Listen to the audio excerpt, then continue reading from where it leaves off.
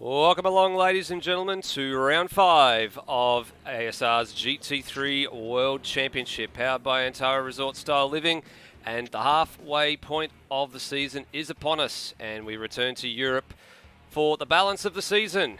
5 of the next 6 rounds take place on the continent, and it starts tonight in the land of beer, bratwurst, and Beethoven. Unfortunately, he comes from here as well. It's a German round, it's the Nurburgring, the GP layout, and we will be going for 70 minutes tonight. It's a two-man show with Michael the Floodman Zalavari having a much-needed time off. I don't know what he does with his time off, but it's much deserved anyway. So it's myself, Steve DeVries, and alongside me is Josh Baggs. Good evening, Josh. Hey Nether, how you going? It's good to be here. A bit of a shorter break than we usually have. Back after only a few weeks to go at it again. Had the 90-minute round last time out at Brazil, and now 70 minutes here at the Nurburgring. And a very healthy field tonight, so it looks good. Yeah, this field continues to grow. It's becoming a little bit more popular now. The experiment that was the Saturday night started off earlier in the year at Albert Park with a bit of a smaller field. It was around the sort of 15-car mark, and it slowly grows. It's getting up, and a few drivers realising that Saturday night, sometimes ASR is the place to be. There's some really good racing that's starting to develop, and a really tight championship battle that we'll take a look at the point standings in a few moments' time.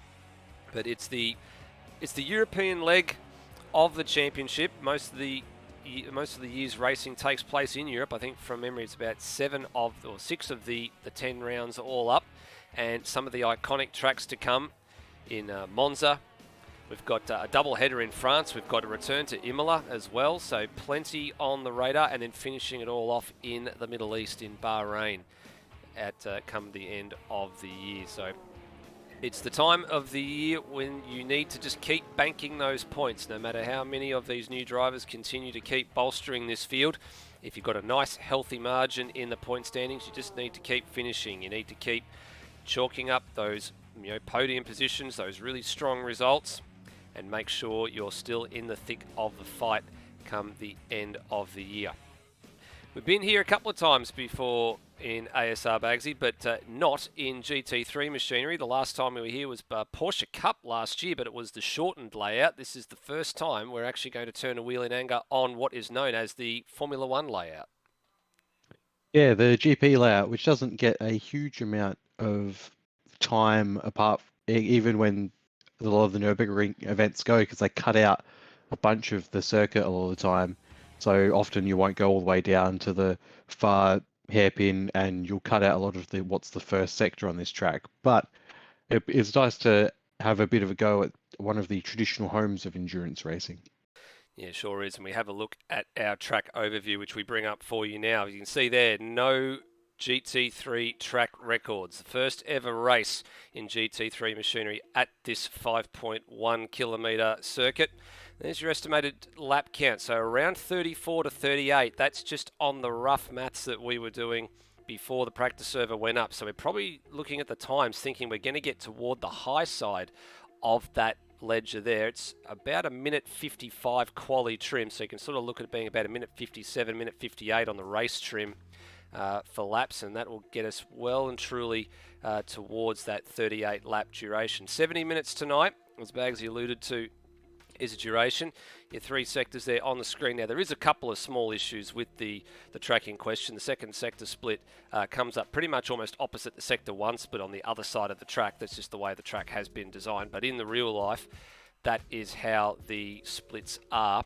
And Baggsy, what's the part of the circuit I think you probably look forward to with this? It's got a little bit of everything, this track. It's got the tight chicanes, it's got the overtaking spots, the really tricky sectors, and it's got the straights. So you've got to have a car that's got to be a bit of an all-rounder at a place like this. You definitely do, and there's ample opportunity, especially in the first sector. You can see in regular racing series, people going side by side from turn 1, basically all the way through 2, 3, and 4. And it's just sort of that back and forth, who's got the high ground. If you can manage to keep it all the way around the outside, then you get the high ground going into the end of the first sector, and you'll do really well. And the other major spot is the back straight in sector 3. heading down into the final chicane. The GP chicane is a lot tighter than there's two configurations of the chicane, and we're using the much tighter one that the F1 cars used when they came here. And it's a very good overtaking opportunity because it's high speed, high slipstream, and in these cars, not so much of a challenge to get around the kink in the straight. But I think if you try and go side by side through the kink on the straight, you might not have a good time. No, definitely not. And as you mentioned, yeah, that tight chicane, there is an endurance GT type chicane that is present at that part of the circuit, but it hasn't been modelled in this edition of the track. So I think it's very rare to find it there. I think it's actually in the Porsche Cup one, which is the shorter layout. Where it cuts off just before you head down to the hairpin. There's pretty much a 180 degree turn, and you head back up the hill towards that part of the circuit, but not modelled for GT racing, or the long version, as it's affectionately known. And we have to use the tighter one. Some drivers actually prefer that tighter chicane. They believe it presents a much better overtaking opportunity because of how tight it is and the ability to try and pull a car up under brakes and hold a car high and wide, whereas the GT chicane, it is a little bit too easy, I think, and a little bit too high speed. So really probably takes away one extra overtaking spot on this circuit.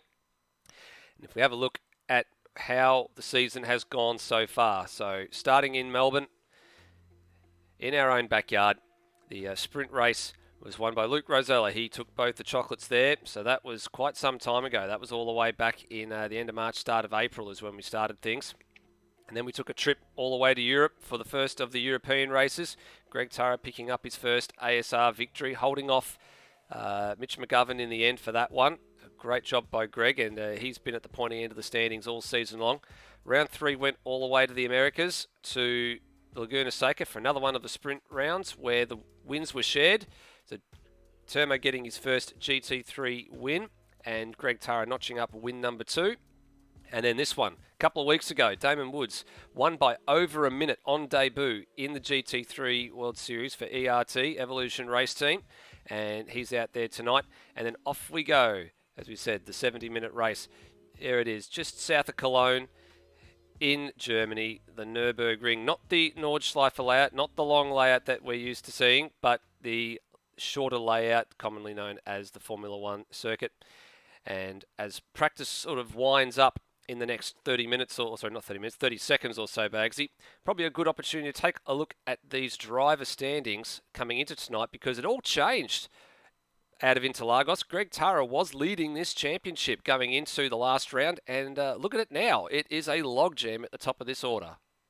It really is, and like you said at the top of the broadcast, the consistency is the key, and being here to finish these races is the key. We mentioned Damon Woods just before.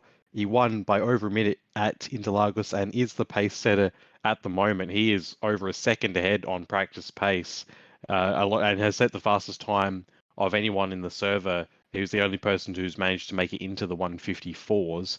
So we'll see how much people are sandbagging as we come up to qualifying. But you see that one win he had there in the 9-minute race, 50 points, puts him straight onto the leaderboard in 12th and very close to a lot of other drivers. So it's it's a bit too far to say he's got a chance at the championship, given that there are only four out of 10 rounds completed. He's going to struggle. But if a couple of incidents for the 4 at the top there, and he's suddenly in with a shout, it's still very unlikely, because these guys are rocking up each and every round to make sure that they are getting the points in. But you really never know, and especially when you've got someone who has come in and looks like they're going to be dominating yet again with some very, very skillful driving and very consistent driving. That is what you need. So he's giving himself every opportunity to be an incredible long shot, but a potential one. Yeah, I would second exactly what you've just said. Very big potential there for him to be vaulting his way up the order toward the pointy end come tonight. I wouldn't be surprised to see him a bit further up that leaderboard, sort of up around the Luke Rosella, Steve Warwick, Lewis Wedding. That's where they are on that board now. They are out there today as well. So, of course, everybody else is going to finish and gain some points, they're going to move a little bit further away. But then Damon Woods, if he is continuing to be the pace setter tonight, he'll continue to pick up a good chunk of points, good fistful of points. I think from memory it's 45 points for a 70-minute race win. If we have a look at the information on how all that goes, and yes, it is. It's a 70-minute race, gets you 45 points for the win, 40 for second, and 35 for third, and then it starts going back in increments of 3 after that. So all important that the drivers at the top end of those standings there, so that's Bolger, Turmo, and the Turras, that they all continue to finish, in that top half a dozen group of cars and pick up the big points that are on offer. So they're not losing too much. They can afford to probably lose 10 points a round from here on in to Damon Woods, and then still be comfortable at the back end of the championship and be in there fighting for it. But as you said, all it takes is one little slip up, and it could be a big tumble down the order, as we saw from Greg Turra last week, well, 2 weeks ago rather. Yeah, and we sort of glossed over the fact that at the top 4 are separated by 7 points, which is just absolutely incredible. It means we're almost 100% certain to see a mix-up of the order at the top here. And also, Lewis Wedding is there or thereabouts. So if there are issues with people at the front, he is one of the ones in prime position. He's in the position that Damon Woods would love to be in, because that is a position where if you won every race from here out, you definitely have a crack at winning. But still, Lewis Wedding and Steve Warwick both in with a chance at the podium in this championship still. But they will be concerned about Damon Woods coming up after them as well sooner rather than later in this championship. Correct. And to give you at home some perspective on how this is all going, you can see there, Bags just alluded to that the top 4 covered by 7 points. Going into the last round, it was the top 2 that were covered by 9 points. It was Greg Turra, Curtis Egmanis or Turmo, and then Steve Bolger was on 104 points. So he was actually 15 points in arrears in third place. So it has changed an awful amount in the space of just one round. As we commence qualifying for tonight's 70-minute race. Geez, round 5 already, Bagsy. This series, not let alone this year, is going very, very quickly. I don't know, where's the year gone? It is. It's going along at quite the clip, isn't it? And after this round, we'll be at the halfway mark, and we will have a good idea of who is in control in this championship. Hopefully, but you really never know. We've got this European stint that we're in, and it's going to be very, very interesting to see how they adapt to this circuit. As we see a spinner there, who's one of the GTRs, I think. Yeah, that was Glenn Miles having a little bit of a spin across the nose of Greg Turra, who's the former series leader, as he comes down to the into Sector 2 here. So this is this little sweeping sort of left and right section that takes you then down the hill toward the hairpin. It's good to see Greg earlier this season finally getting that hoodoo off his back, getting a couple of ASR wins. So he's had, out of all the races that have been run, in 2 sets of sprint races and then the 2 long distance races to date, he's actually got 2 of the 6 wins on the season.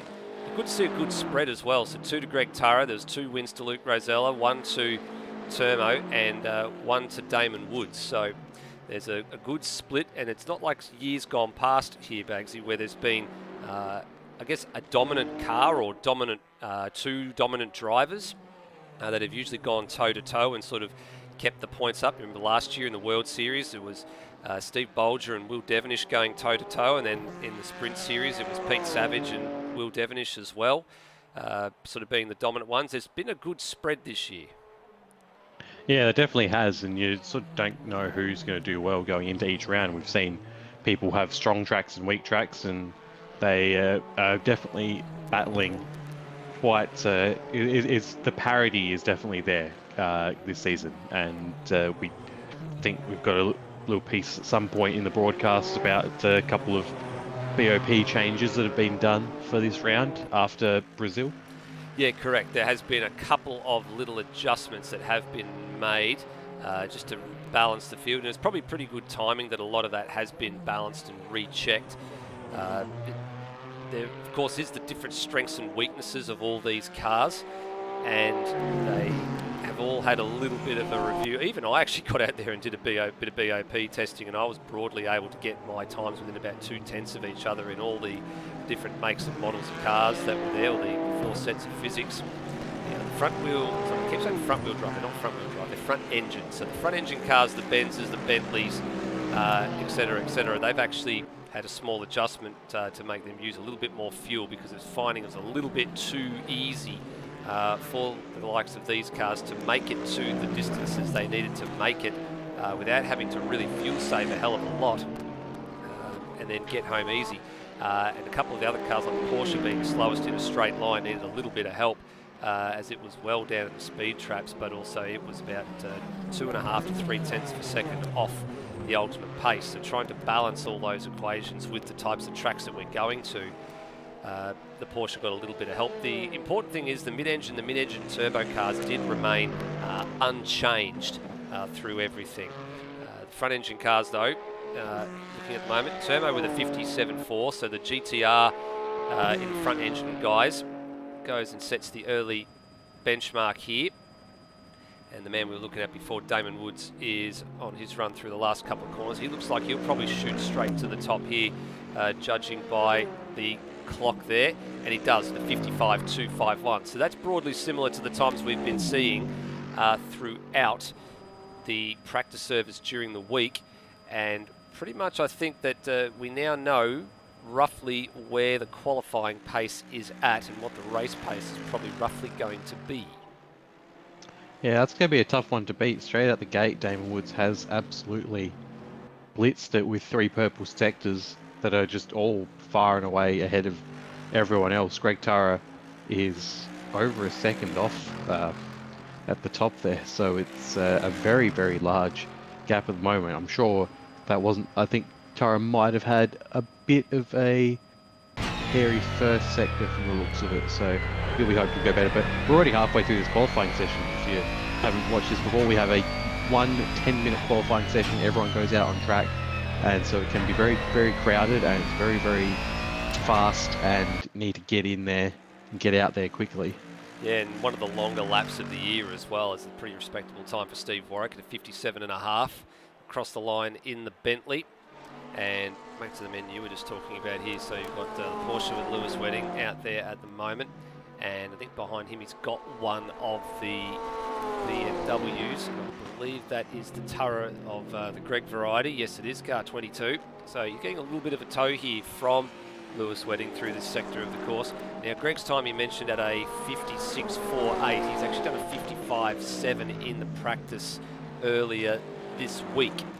So definitely not his best time on the board right now, and even if it was, that would be good enough to move him, only move the marker. It would move him up as he shortcuts the chicane there, goes straight on.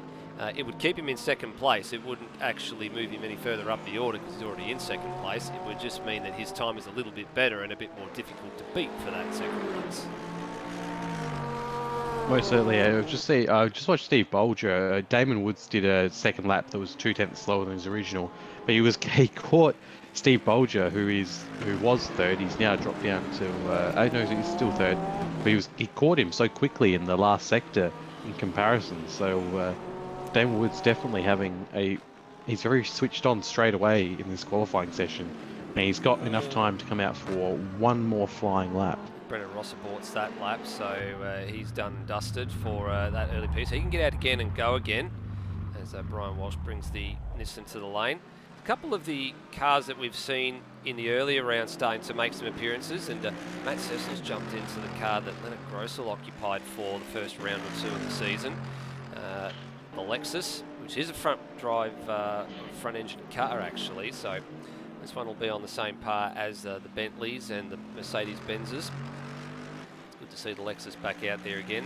I believe there might actually be a little bit of a rear of grid challenge going on, I think, as well. I've overheard some rumours. I've seen that both Will Devonish and Pete Savage are playing around with the GT3 machinery tonight, and I've been hearing some talk that they're just out there for a bit of fun, and they're going to do a rear of grid challenge, and that's supported at the minute by Savage as not going out. He's just sitting in the pit lane, so that'll be interesting to see how much progress they can actually make from the back row.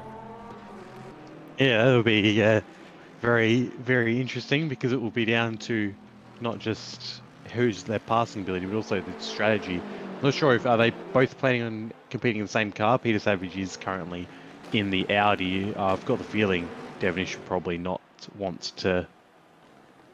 He doesn't usually drive the Audi, so I'm wondering what he'll go in.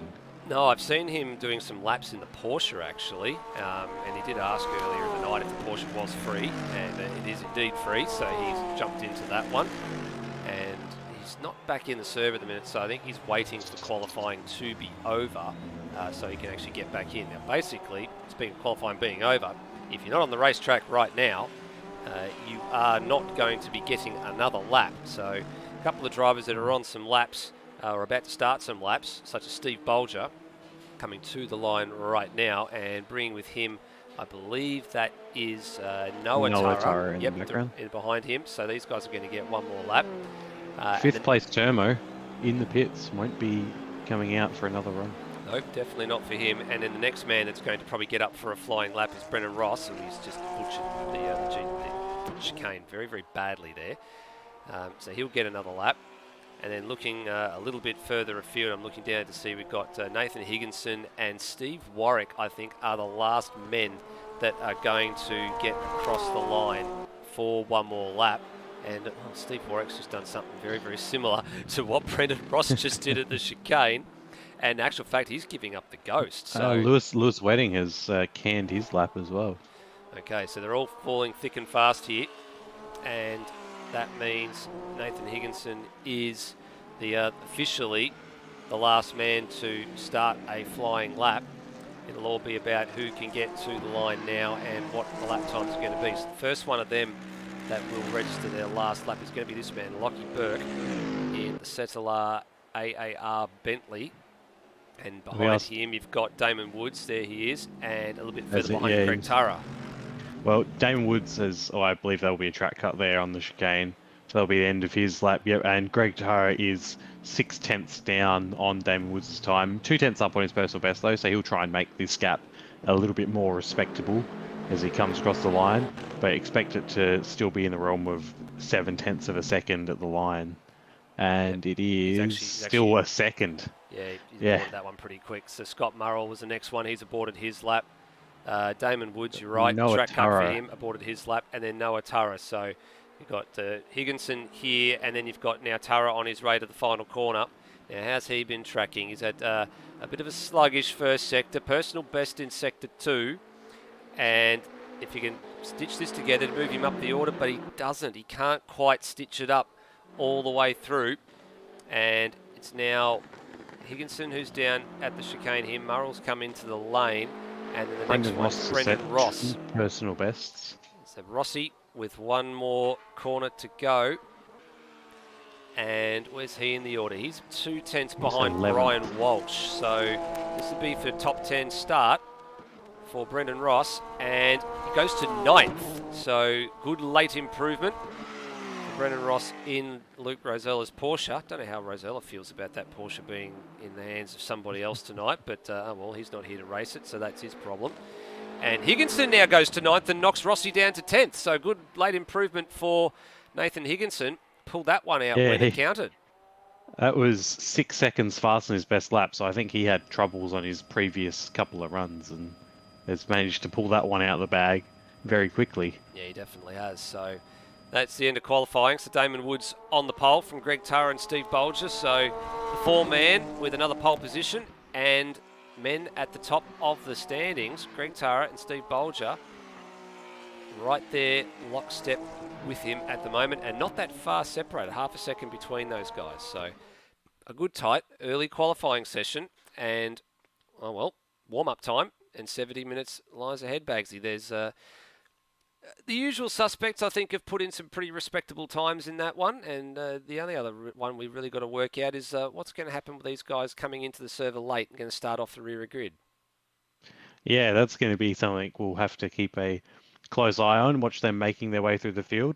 Obviously, they're not going to be able to win unless some very crazy shenanigans go on, but Yeah, that qualifying session, all about Damon Woods, 1.157 seconds ahead of Greg Tara. Doesn't matter in the end, you still start next to each other on the front row, but it's a very dominant performance, and I think that is foreshadowing what we're going to see in the race, which, unless there some tragedy befalls Damon Woods, will be a runaway victory because he is the man in the box seat at the moment. Well, he won the last race by over a minute, and if his performance at Interlagos is anything to go by, yes, you're absolutely right. He was almost like a metronome through most of that race. So we'll wait to see what happens in a few moments' time as we wait for that session to tick over and to finish. But while we wait for a warm-up to get underway and the driver's briefing to be completed, we've got a little bit of housekeeping that we need to do, actually. So we'll run through those very, very quickly for you all. So the first thing is you can notice we've been powered by Antara Resort Style Living for the better part of the season so far. And we got advised that this is going to be their last race that they're going to be doing with us this year. So it's a bit sad. We had a good run and a good relationship with them last year, and just for their own reasons, they've elected to still keep their donation towards Australasian sim racing, which is great. But that does mean that there will be opportunities to fill those little signs. You can see all around the tracks that we do with some new advertising. So we're actually going to throw it out there to a number of the drivers that have small businesses or they work in small businesses. Saw it last year with Beyond Electrical and CRE Electrical. Those guys, Pete Thrower and Cam Rutledge, with some of their signage around some of the tracks. We've seen a few of them this year as well. Still the MHRT, the Daniel Cox design ones. Guys, if you've got any of those sorts of things you'd like to put a bit of advertising through, please get in touch with one of the admin crew. We'd love to promote your small business and put it up in the place of the Antara Resort Style Living logos around the tracks for the better part of the GT3 season still to go, and some of the iconic rounds still to come, such as Monza and Bahrain. There's going to be some really, really good spectacles of racing coming forward in the next half of the year. So please get out and don't even have to open your wallets. Just get out there, get us a few logos, and we'll put some of them up for you. And a big thanks to Antara Resort Style Living for what they've done for us over the last year and a half. On top of the sponsorship stuff, there is a couple of other things going on. There's a few of the Tuesday night replacement series that are starting to come. So it's actually a privilege that we can announce those that are starting to happen in the next 4 or so weeks. So looking to start at the beginning of August. The first of those is the replacement for the Mini Challenge, which is the Aussie racing cars. So similar sort of setup with the fixed setups, the weight ballasted series to keep the driving close. You can see they're running from the 3rd of August through to the 30th of November. So that's roughly every fortnight. There is a bit of a gap in the middle between rounds 4 and 5 where we've got another major series that's going to be sort of sitting in that little gap. So it just gives us a bit of clear air. But the important one for this one, just to keep it interesting, there's a random track draw. So that means there's about 20 tracks, they're all stock tracks that have been selected that would be suitable for these cars. They'll all have a number assigned to them. And throughout the course of the series, on the night, there will be a random number generator that they'll stream in the Discord. It'll reveal a number. That number is related to a track, and that's the track that gets run for the night. So a little bit of a different contrast. It saves drivers doing endless practice to try and be sort of up the front of the field, and just really mixes it up in what we are basically deeming to be a social and entry-level series along the similar vein to the very popular Mini Challenge that we had for the first half of the year, which was won by Tim Redmond. So good job for Tim. And Lockie there in second place. He did a really good run as well in a very, very even and very, very fun little field. So good to see the social series continuing. And then the other one, which is a return to, I guess we could call it, Bagsy, this one is whatever is old is new again. Because it's the return of the Super Series, the series that started it all back in 2018. The two-class structure, so going again with the Mitsubishi Lancer RS, which you can see there, resplendent with the Synergy Sim Racing logos on it of the former champion Brenton Hobson. and the Lancer R, which is just like your normal sort of Mitsubishi Lancer, and a bit of a different calendar here. So you can see there's 2 American tracks in there, the rest, and there's a New Zealand track in Manfield, and the rest of it's all Australian. A few tracks we have not gone to before in ASR, so Lime Rock Park, Wakefield Park, and the Long Beach Street Circuit. My favourite one I'm looking forward to on the calendar there. A little bit of a different sort of arrangement with the 3 40k sprint races instead of the 2 60k races a night. And might we see the return of the former champion Brenton Hobson? That would be a sight to see, Bagsy, if he got up and re-emerged in the community again. Yeah, it certainly would, especially, yeah, as you said, what is old is new again, but with also some old tracks as well that probably a lot of people might not have seen before at all, given that they aren't really there. Like sorry, no, not Oran. I was thinking of Oran Park with another track, I think. No, Anyway. Oran Park is in there, yeah, and Lakeside, a few of those tracks that a lot of the young people probably wouldn't realise are still around today after the history that they've got surrounding them. Yeah, and just to touch back on the Aussie racing cars, the random draw for the track will be are people being informed of the 20 tracks that are potentially there beforehand, or is that being kept close to the chest as well to keep things spiced up? Well, I think it's being kept close to the chest to spice up, but they'll probably reveal them on the first night. I think there'll be a list of the tracks that'll go up, and then we'll get an understanding of what tracks are there. And there's about 20 of them that have been tested by Will Devonish and Benjamin Rhodes to work out what cars are suitable. I think they basically said any track that's sort of within about 3 kilometres long or less is probably suitable for these cars to try and keep the racing tight and fun and close, because it's only 3 15-minute races, so it's along the same lines as the minis, so you want to try and get a good amount of laps in without the track being too long. So guys that are in the are pretty much in the know, you can go into the game and you can work out pretty quickly, I think, which of the 20 tracks that are going to be selected. One of them on your screen there, if you can make that first corner out, you're probably pretty much spot on the money as to what one of them is going to be on the list might be. I'm going to take a stab here, and it looks like Austria. Correct. Well done, Bagsy. Yeah. That is the first turn at the Austrian circuit. It's actually the national layout's the one that's on that one there. And there's one that I think even has been, if we go back to the Super Series as well, Lockie Lock is in the live chat, has mentioned that we need to get Morgan Park on the list at some point, and I think he's right. I actually did have a copy of Morgan Park, but there is a few little issues with that track that need some attention. The circuit itself, I know in real life it is quite a narrow circuit, but the addition of the track we have actually feels sort of overtly narrow overall. So there's a few. I'm wondering if it's a little reminiscent of those scaling problems that Bagsy, you and I remember from ARW when we had the 75% scaled Fuji circuit from 1970. I was just thinking of that as you were saying that. Yeah, so I think it feels a little bit improper. So the word is there is yes, there is a copy around for it, but it's not quite up to scratch. So there's a few little things that we need to take a look at there. But we've done a race around Long Beach before in ASR. It was actually in Porsche Cup last year. We did the 2007 layout, which is the more modern layout, and Long Beach is a very, very old, much shorter layout. Takes out that run around the hairpin around the fountain, and basically cuts off to the right about 3/4 of the way down the front straight and then heads up the back. So it's a much shorter layout, but I actually think probably the better layout to be running that 1998 layout. Every time I went to time zone or intensity, I wanted to get on Ferrari F355 Challenge because that was the track that was on there, and it was my favourite one to drive. Yeah, it is. It's a pretty significant departure for Long Beach. It is makes it quite a different track in the end. That you need to, if you're used to the regular track, it'll be something that'll be difficult to adapt to potentially. Yeah, correct. And it's undergone so many changes over the years, Long Beach. I was having a good look at a lot of the layouts when we were putting the calendar together, because I had to work out how many laps each circuit was going to be for each race when we're doing the Super Series. And it's gone under so many different guises in its time and so many different reconfigurations. I've sort of lost count.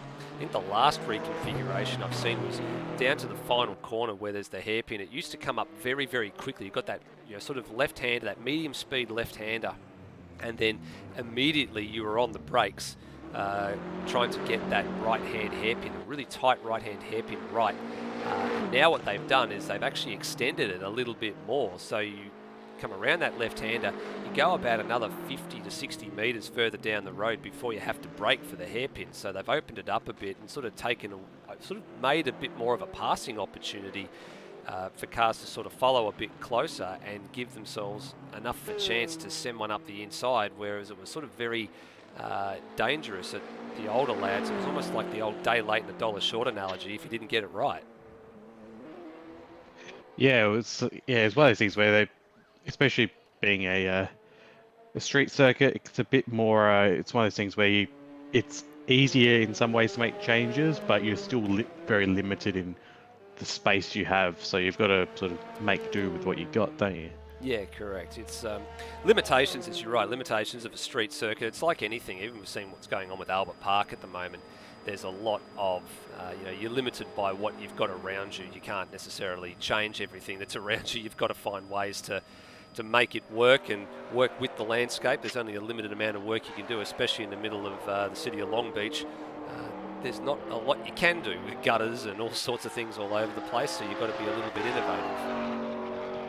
Yeah, definitely. Like you say about Park, you've got lake on one side, golf course on the other. There's really not much room to manoeuvre. You know, F1 track, they send it through the car park at one point just because there's nowhere else to go. So, yeah, it's going to be interesting to see how people adapt to the older layout, though. Yeah, it will be. I actually might even be tempted to get out there and have a run around in the series. I'm not 100% sure what's happening with the broadcast for that one. I have heard some rumblings on the ground that with what's been happening over at TCAC with Michael Zalavari and Kiwi Chris Riddell not able to sort of get their act together with the Wednesday night stuff. I know Flood's had a fair bit of stuff on, and so too is Kiwi. They might be looking for an opportunity to call a few races over in ASR land. Tuesday night might be the home for them, so it might be a little something we see go on to the Endurance Chat media channel. I'm yet to have that discussion with them, or ASR's yet to have that discussion with them, but it'd be great to have those guys come and call some fun racing on this channel, because we have seen a lot of close racing this year. I know we've seen a lot of it in supercars, we've seen a bit of it here in GT3, but even in the series that haven't been broadcast, like the minis, there's been some super close racing and a lot of fun as well, and a lot of drivers really enjoying themselves and letting their hair down, and it's good to see, and good to hear the laughs and the banter going on. So it's really starting to become not just a social series or a competitive series, but just starting to become like a really warm and fuzzy type of series that everybody looks forward to. Yeah, it is. It's very nice that sort of sense of camaraderie and the like, and it's so sort of going to show that there isn't just these. Oh, that's a little bit of an awkward moment for Higginson, and he's given the fence a rub there as well. So I think that's the end of that for Nathan Higginson. We might take a look at that one on the Smith & Sons, not Smith & Sons, sorry, we might look at that on the Antara Resort Style Living replay. And let's have a look at this from young Higginson's point of view of the onboard. There he was heading down the hill into the hairpin, and a little bit wide of the apex there. And on the exit, and he kept his foot in it too, so that was it, and he just gave the wall a bit of a love tap there. So that was all she wrote for that one. And as the clock strikes 0, we are pretty much about ready to go to racing in just a few moments' time. So predictions, Bagsy. I think the Damon Woods machine, I think you alluded to this earlier, I think barring a disaster, he is going to be the man to beat here. Yeah, I think it's a pretty safe bet to put your money on Damon Woods, because he's just so much faster. He's just got he's got a knack for it, doesn't he? He's just absolutely ready to go. Yep. And he's 100%. We've got a few guys. He's part of the Evolution Racing team. We've got a few of them in tonight. We've got not just Damon Woods, but also I think it's Xavier and On Yeah, trying to find it on the list. Xavier Kokai Tyron. and Tyron Wiseman, they're in there as Yeah, well. they're the ones. And yeah, you're right. There's actually 5 cars, believe it or not, all up in the that have registered for the series. A few drivers that are not here tonight, but they have cut a couple of laps, so we might see them a little bit later on in the season. But we're up to 19 cars now, so a very, very good, healthy turnout for this one as the field starts to get themselves together to grid up for this one. So we can take you now to live pictures behind the ASR Camaro safety car. So it's been a reliable car all year, and not only all year, but for the last 4 years as well. The Camaro, it's had a few overhauls in its time. Formerly the AMS Oz safety car.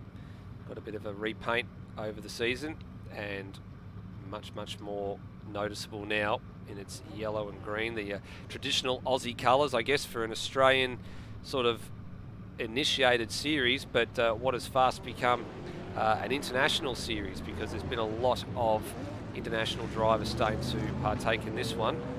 And let's roll through this grid, Bagsy. We've got a long lap to do it.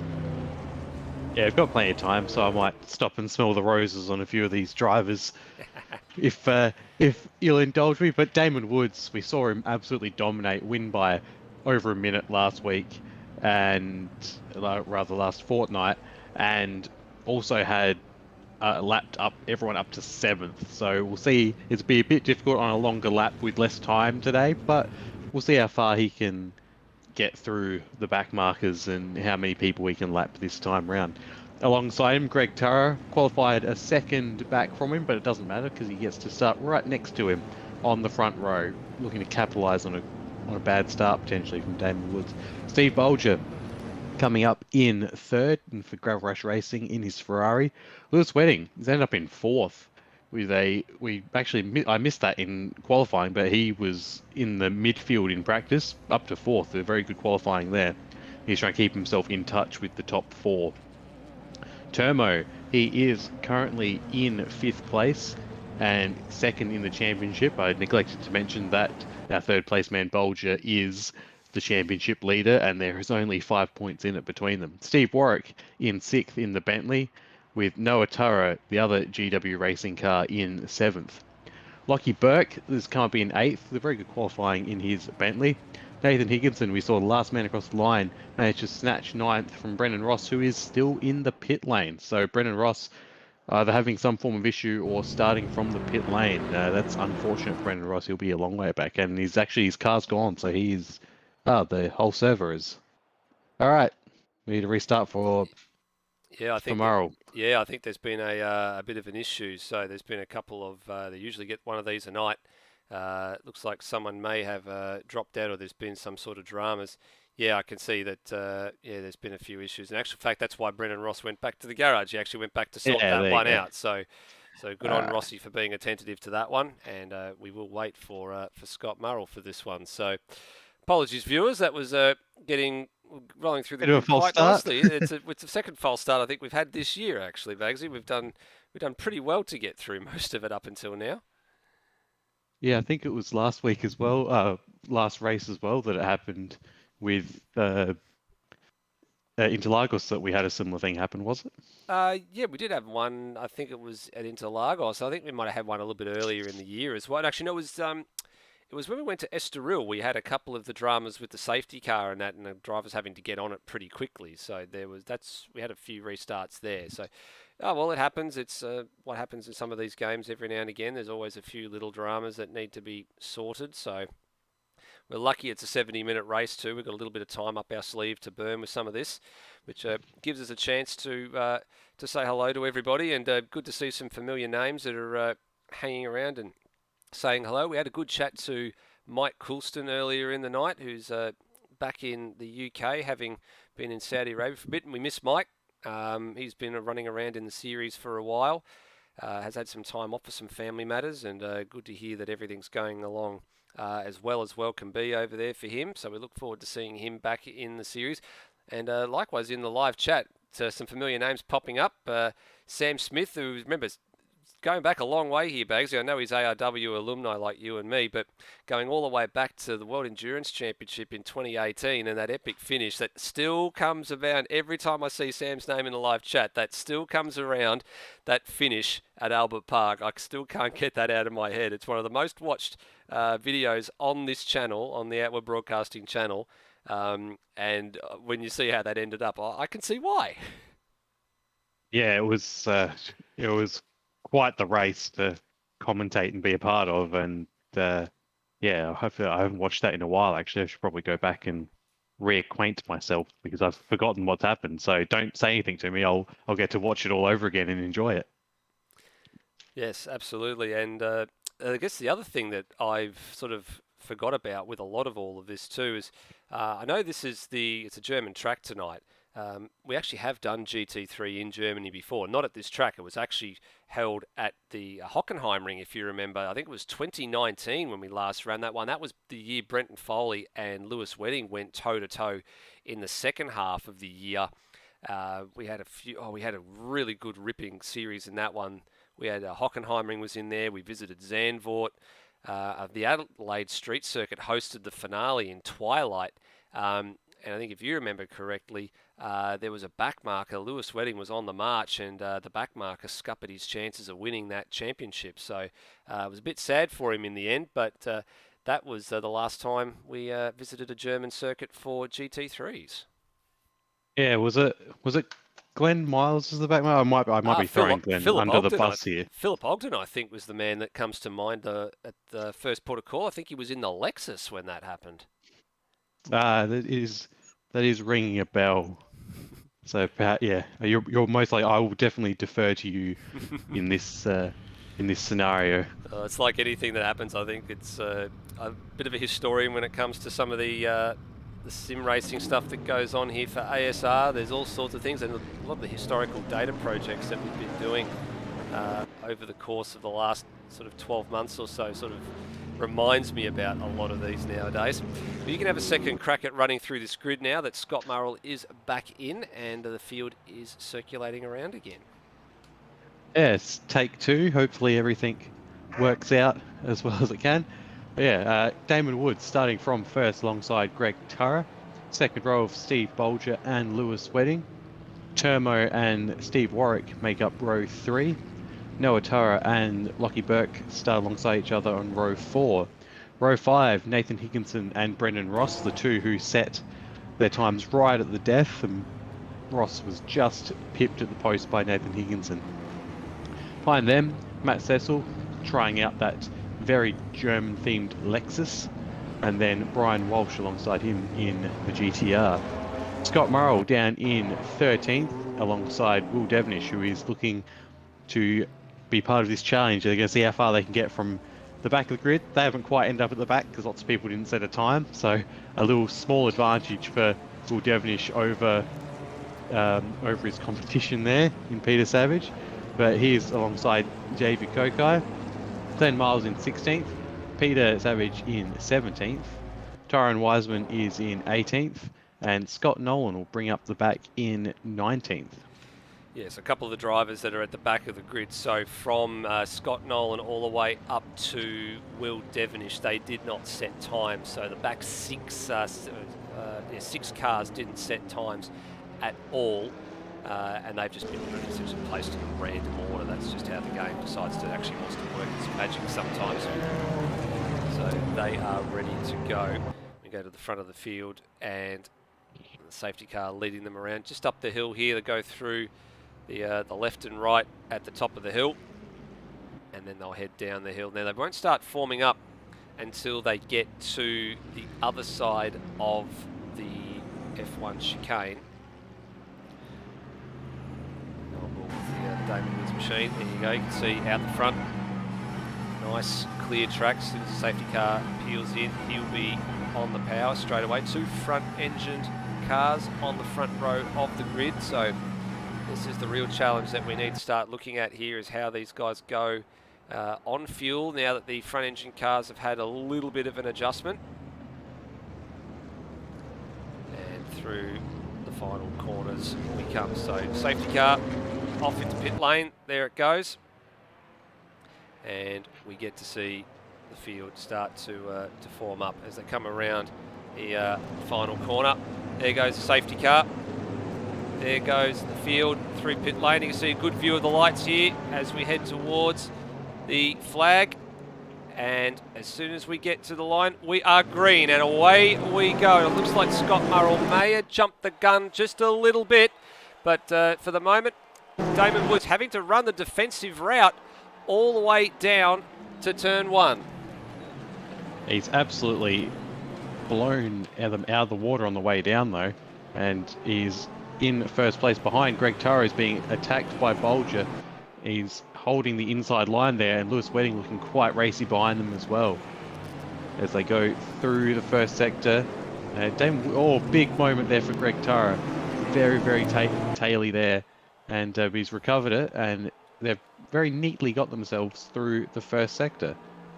Yeah, not too bad at all. They've actually done quite a good job to get through the first sector pretty clean at the moment. I know we're following the race leader at the moment. There's been a little bit of drama just to fix up a couple of the penalties that came through from that start there. So it looks like Scott Murrell's penalty has been cleared all the way down the field, really tightly bunched. So here's Lockie Burke having a look at Matt Cecil going down into the hairpin, but no doing this time around. And it's all very, very clean and well measured at the moment. This is the thing that I think we're all sort of looking forward to, is that how quickly everybody can run through here. And here we go, up to the top of the hill. And the top two starting to clear out here, Bagsy. And the big battle pack is the one that's right in the middle from about 6th to 7th on back. It is a logjam. Yeah, well, if you're wanting an update already on the challenge, the Devonish and Savage challenge, Peter Savage has jumped up 4 positions. Will Devonish has not moved from his starting position, so Savage has gained 4 to be 1 ahead of Will Devonish so far, as we're on board at the moment with Will Devonish, as Savage makes the move on Brian Walsh inside. Devonish decides, I'm going to come through as well. Gets a bit of a clip from Brian Walsh, but he is through. Nicely done, staying lockstep for Pete Savage, and they're slowly making their way through the field. So Devonish up 1 spot, the man directly ahead of him, Pete Savage up 5. So really good launch in International Motorsports Audi. And the next man on Pete Savage's hit list is going to be the 11th place car of Lockie Burke in the Bentley. So already making good on their rear of grid to front of grid promise.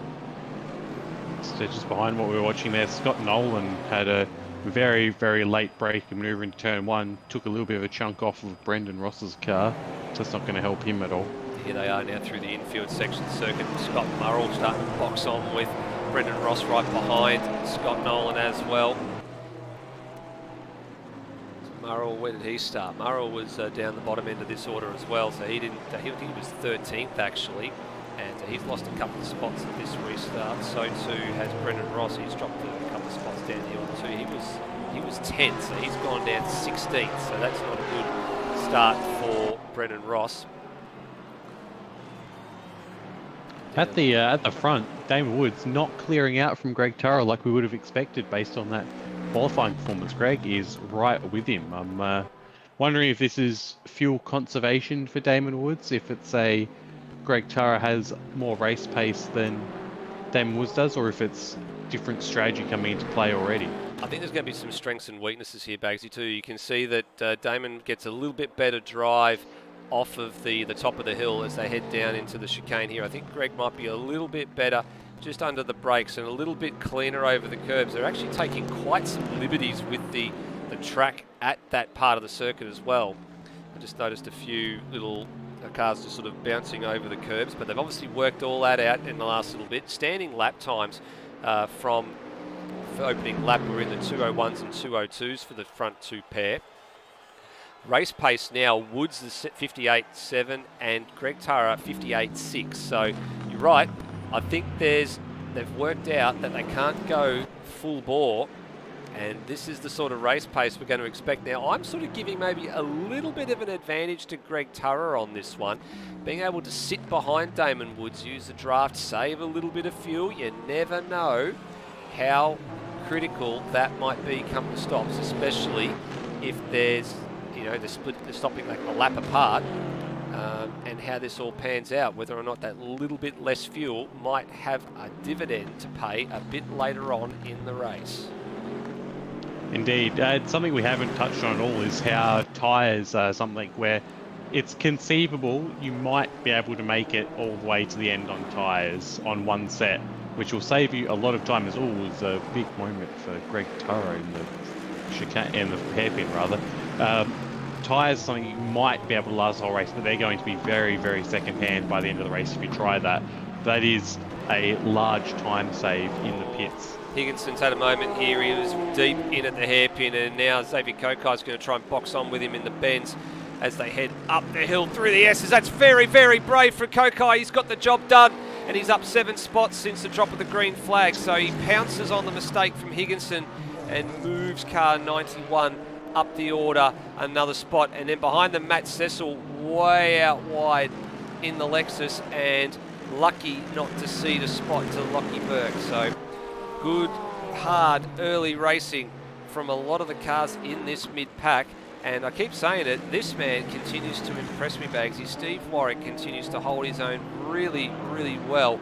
And in actual fact, I actually think he prefers these cars over the supercars we see in race.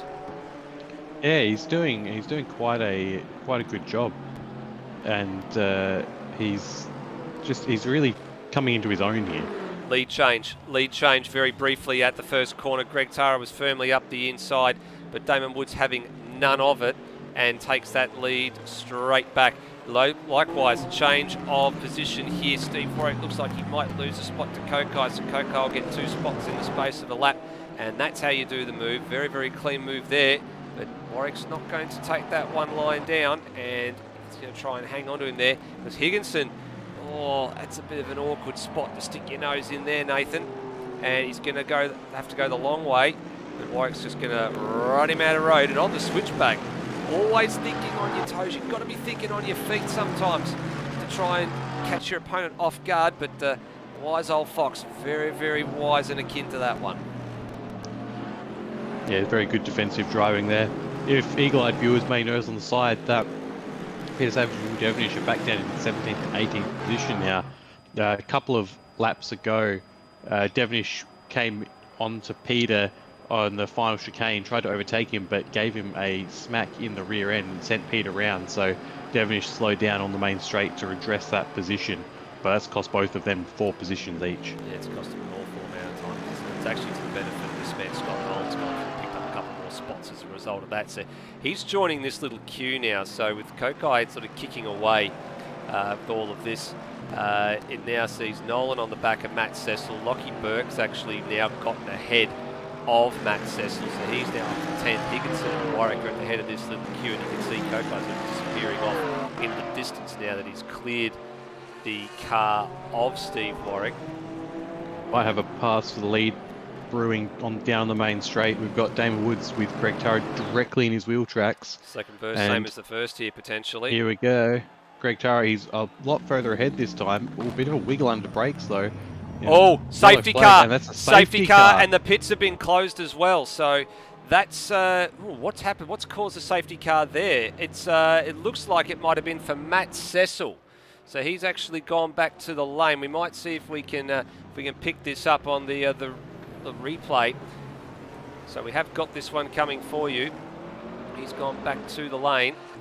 So now the pits have actually been closed for this one. Here's what happened to Matt Cecil. Did he get a whack, or did he do this all by himself? It looks like it was in the final corner, is it? Did he get run into it? Did he make a mistake? Because he went straight back to the pits. Oh, whack! Oh, how did Scott Nolan get through that? I want to rewind this to have a look at this. That is a massive hit. Have a look at this on the slow-mo replay. We'll get this for you here. He's just got it all wrong at the final corner. And here it comes. There's a little concrete barrier here with a thing on the end. And not the tie barrier is going to stop that. And crunch!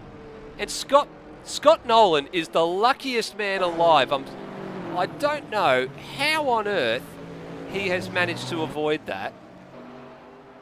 That is a miracle. Yeah, hopefully we can get an onboard from that to see how close that was. I've not quite. I'd say I've never seen it before, but I have back in the ARW days, remember someone just driving straight into, I believe it was Madbird, drove straight into the wall.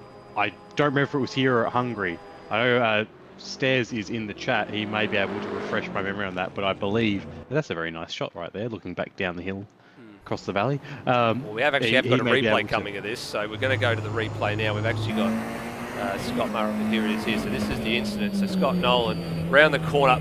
Oh, it's like the parting of the Red Seas. I do not know.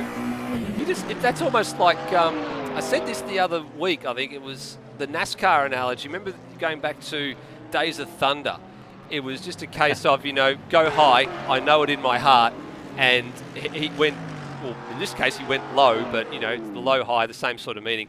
And that's a dead set miracle. That is a dead set miracle that Scott Nolan escaped that, because that was about to become an aeroplane crash. It absolutely was. While we're marveling at that, you may notice there's a large gap between Greg and Damon here. Now, Damon has been doing a very good job. He's spent this in-lap absolutely fuel-saving to the extreme. And he's only just coming up on Tara now. So Tara was going a bit harder than he probably needed to. He's caught up to the safety car now, and that gap's closed in again. But that was there's some very clever driving from Damon Woods. He knew that it didn't matter if that gap blew out on the initial lap the safety car was going, because he's going to catch up anyway. So he is absolutely babying that car around, and with the safety car should make it a fairly comfortable one stop. Yeah, this should really take it out of the equation. And this is not what a lot of the other drivers wanted to see. There was some drivers there in the Porsches like Lewis Wedding knowing that they could go a lot further into this race than probably the front engine cars. The front engine cars were going to have to do a bit of fuel saving. The Porsche, with its lack of straight line speed but better through the corners, was comfortably going to be able to sort of get to the mark that it needed to be. But this now negates that whole entire strategy. All it means is that they can go a bit deeper into the race, but it means that this fuel strategy becomes very, very short as long as they can save a bit of fuel. Now, the other question, coming back to what you mentioned earlier here, Bagsy, is tyres. What does this do for the tyres? Because it is a 2 times tyre race. All the GT3 racing is 2 times tyres. Do you take the gamble here now that you're touring behind the safety car for a couple of laps? Does that give you enough of an insurance policy to take a gamble, not change tyres, and vault yourself up the order? Yeah, it is certainly something that you could have a go at. I mean, it's about 30 seconds extra time for tyres, isn't it? So it's a significant advantage, especially in an only one-stop race. So I don't know if it would be worth it, but it is definitely in play here, as Scott Murrell was getting very unlucky with penalties. I'm not sure what that one's for. Yeah, I'm trying to work out. There's a few drivers have come in for stops. So this is the thing, and the pits have now opened. So Scott Murrell, I think, may have passed a car that he was supposed to be following before he came in for the stop. And I think the answer to that is yeah, he's made a spot during going through the lane. So he's been a little bit too quick to try and get into pit lane. There really wasn't any need for it. It was just a case of get in, you can get service because the pits are closed on lap 1. So now the pits are open. These guys are going the inverse strategy though, so that's a bit interesting to see. Yeah, you have to stop again now by doing this, but you are guaranteed, like here, you don't need to take tyres at your next stop. So you are sacrificing a bit of track position here, but you are saving 30 seconds later on. So there's 4 cars that were in the lane there. So you've got Scott Murrell, Pete Savage. So they're the 2 Audis that were in there. You had Brennan Ross in the Porsche, and then you had, it looks like Brian Walsh was in there in the Nissan GTR. So those guys have all come in. Yeah, it's very, very early in the piece to try and make this. You are going to have to stop again, but it just means your stop is... That, for me, if they've... Ooh, there goes Murrell having a bit of a tour of duty. What's he doing there? It becomes an interesting point for them now because they've gone in, they've changed tyres, they've taken that part of the equation out of it. That means their second stop, they can actually take that pain of not having to worry about changing tyres at the second stop because it's going to be very short. Yeah, it is definitely going to save them time. It's, you know, pain now for a future gain. It's very much for people like Peter Savage. I'm surprised Devonish didn't go in as well, because they're going to be separated by, you know, not a huge amount of distance on the track. There's only going to be 2 cars in between them, those of Scott Morrell and Glenn Miles, and the difference in tyres is going to be pretty significant when, in terms of the grip that Savage is going to have, but then also the fact that if he doesn't want to, he can ignore the tyres and gain another 30 seconds on Devonish, and it's most likely going to be able to keep him behind him if he's not going to lose that much time in the tyre difference, the tyre delta. Yeah, spot on. So that'll be a small little win for Pete Savage in that regard. Wondering if we're going to go back to green flag racing this time around. We've had the 1 lap under safety car, we've had the pit in lap, and then this is usually the third. This is usually the last one. But no, it looks like we're going to go again for 1 more lap. So the more they tour around behind the safety car at reduced pace, the more they get closer to being a little bit better off on the strategy when it all starts to settle down, which we're sort of going to have to do the math here now and work out in this 70-minute race roughly where they're going to be coming in. We would have expected them around lap sort of 30 to 35 minutes, and this now sort of puts it to about sort of 25 minutes to go, 25 to 30 minutes to go to get in and get the job done.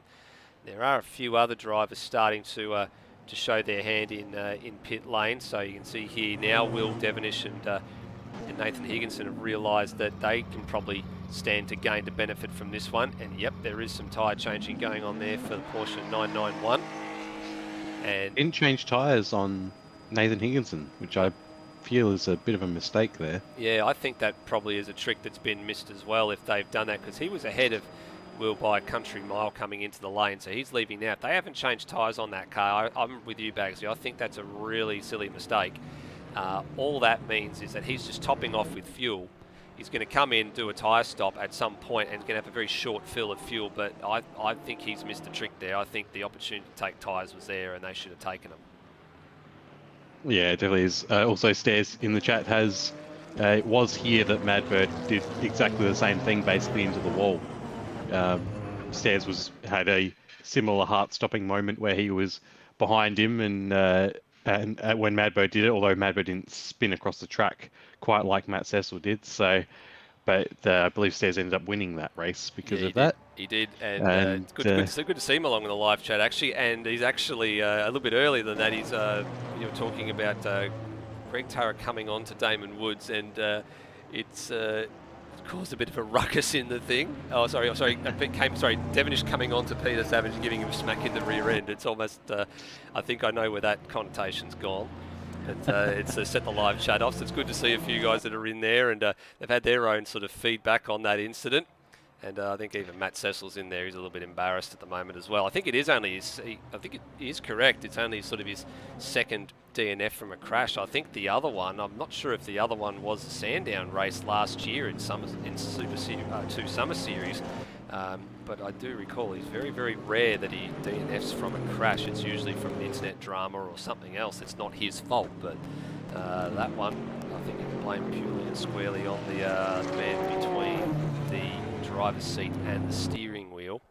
In IT language, yeah, problem between seat and steering. Yeah, PEBCAC issue if it's computer related, but no keyboard in a race car. Just plenty of switches and a steering wheel. Okay, around the final chicane now.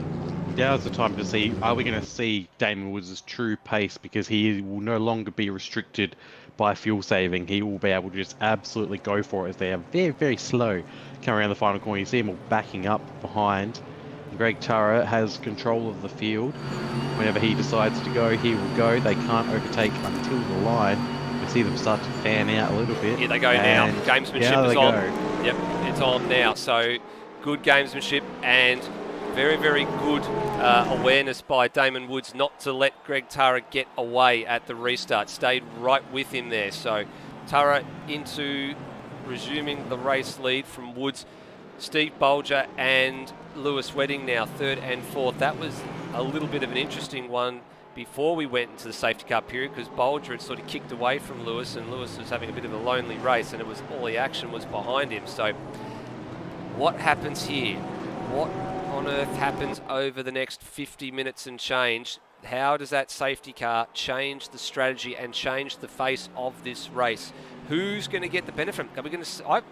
I don't know. I'm wondering whether or not one of these drivers that stopped a little bit earlier, like a Will Devonshire or Peter Savage, might stand to benefit from a decent top 10 finish here. Maybe a top 5. Just depends on how they can go over the next sort of 20 minutes as to what progressions they can make. Yeah, it's something that is, the story still being written. We're not going to find out until near the end of this race, once all the pit stops happen, because these guys who have totally filled, they are going to be not pitting until we have 15 minutes to go maybe. So it's going to take a while before we know exactly where people are going to end up.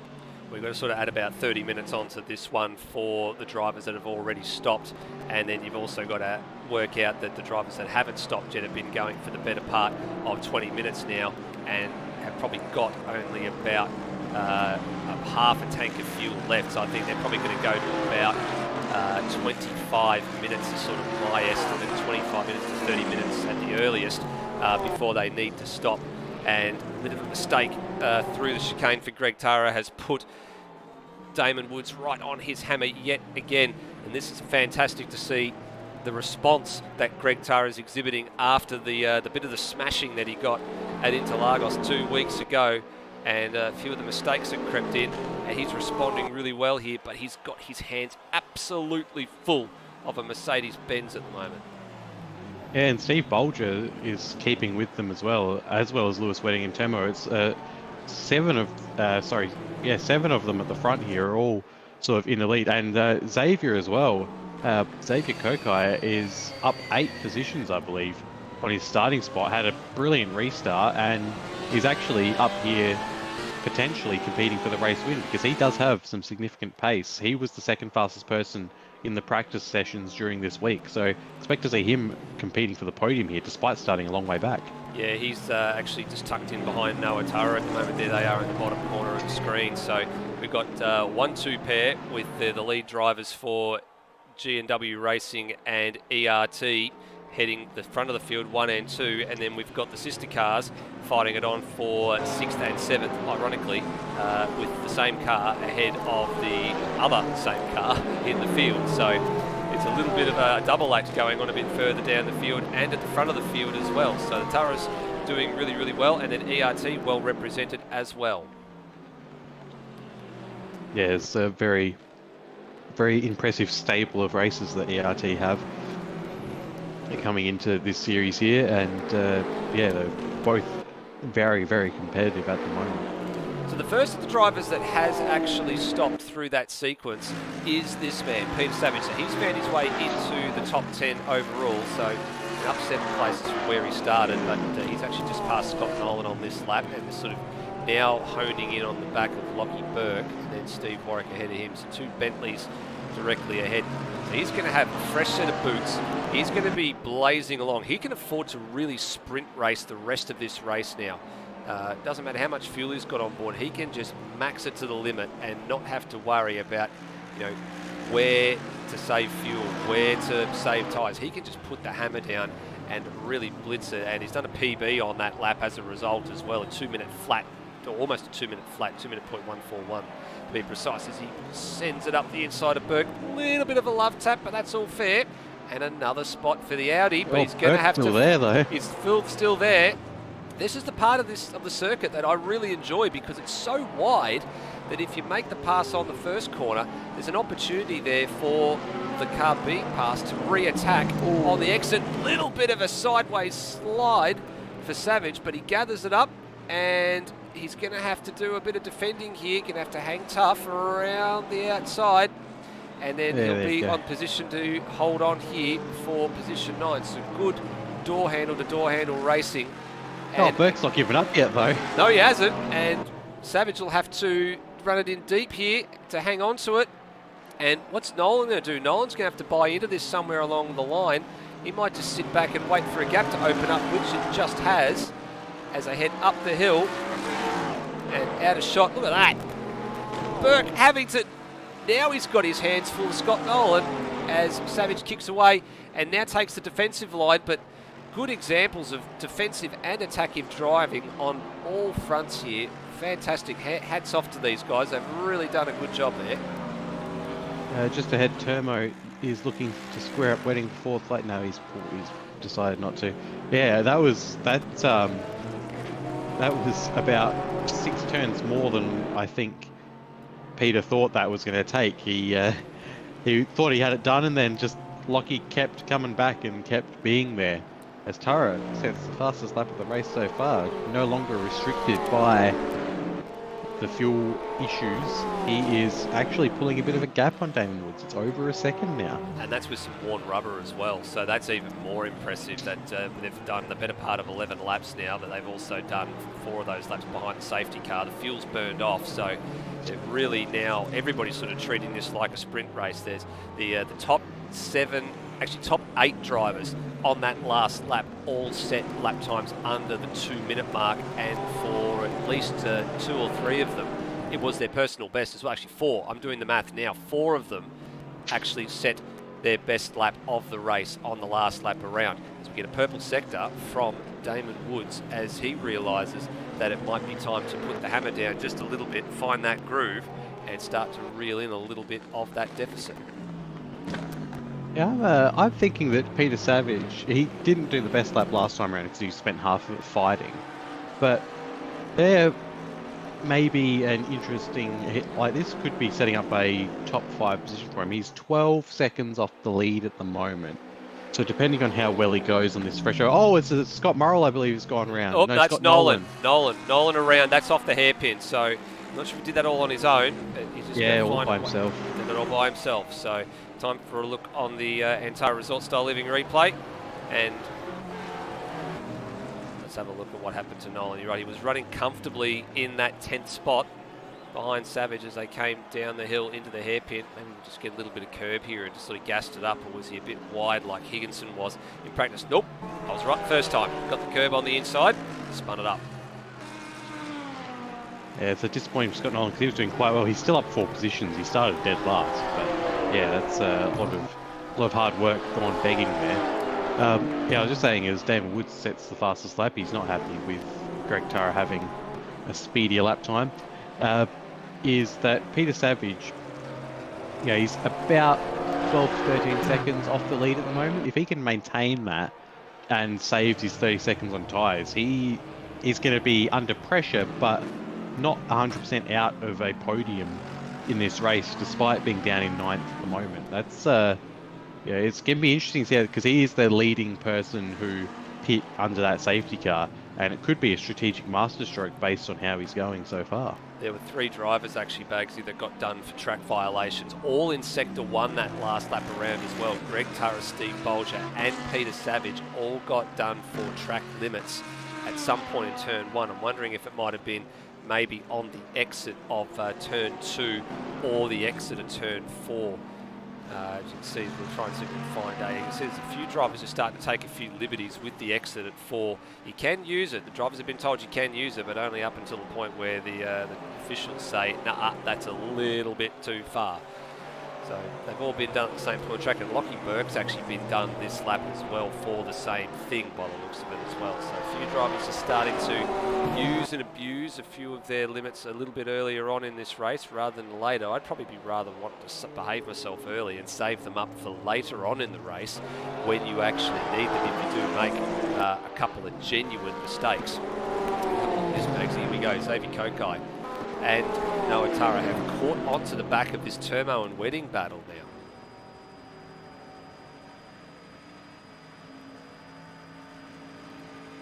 Wondering if we might have lost Bagsy very temporarily for a few moments. He's quite on me there. He's back here now, Bagsy, so that's all good. A little bit of an issue there.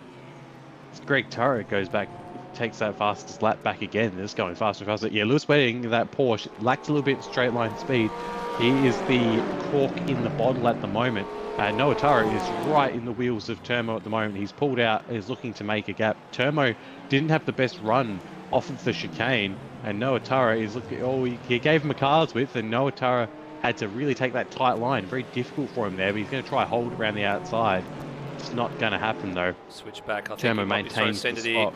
No, not quite, but that this is what the problem is here, because Noah Turra couldn't make that move stick. He immediately opened up the inside to Xavier Kokai behind, and at the end of the day, they stayed where they were for the better part of the first half of this lap. But Wedding gets a little bit of a reprieve now because he was being harassed by car 51 for a little bit there, and a little bit of a pinch brake and a little bit wide on the run out of the flip-flop, and then down the run down the hill, probably to my favourite part of the circuit because I like this braking zone, Bagsy. It's sort of the corners cambered in as well. If you get it right, and you can sort of really slingshot yourself out of this corner up the hill. And if you get the exit right as well, you come up here, you can take this part of the course flat if you get it right. A little bit of inside curve there, bit of inside curve there, and it feels fantastic. And it's to surge up the hill and then pick your braking zone about the 100-metre board. And then you've got to not make mistakes like that. A little bit of a mid-corner slide from Turmo. And does that leave him exposed at the bottom end of the hill here? No, judging by the look of it, not. David Kokai is looking very racy though as well. And we can just see in the background of this shot as well, Steve Warwick and Peter Savage are actually starting to get a little bit closer as well. So this 4-car battle, it was 2 cars, 3 sets of 2. It's now a set of 4 and a set of 2. It could become a set of 6 very, very soon because there is Peter Savage is doing, he's actually lapping third, he's the 3rd or 4th fastest person on the racetrack until he caught up to Steve Warwick. So if he can get past Warwick, he'll be up on this battle very soon as well. Yeah, it was a 58.8 last time around was Peter Savage. That was only second to Greg Turra's 58 flat, and Damon Woods' 57.7. So you're right, it's the 3rd fastest car on the track at the moment and really marching up to the back of Steve Warwick. And now going to try the fun part because he's going to go the long way at turn 1. Around the outside. Now he's got the inside line all the way around here. Just edges Warwick wide, and that was a masterfully done, so late on the brakes and just kept that momentum around the outside. It's brilliantly done from Savage, and now he can set his sights on this battle pack ahead. What a beautiful move from the 2020 Sprint Series champions. Great to have him back in the field, and that's the kind of racing that we saw from him last year when he went door handle to door handle with Will Devonish for the Sprint Series title.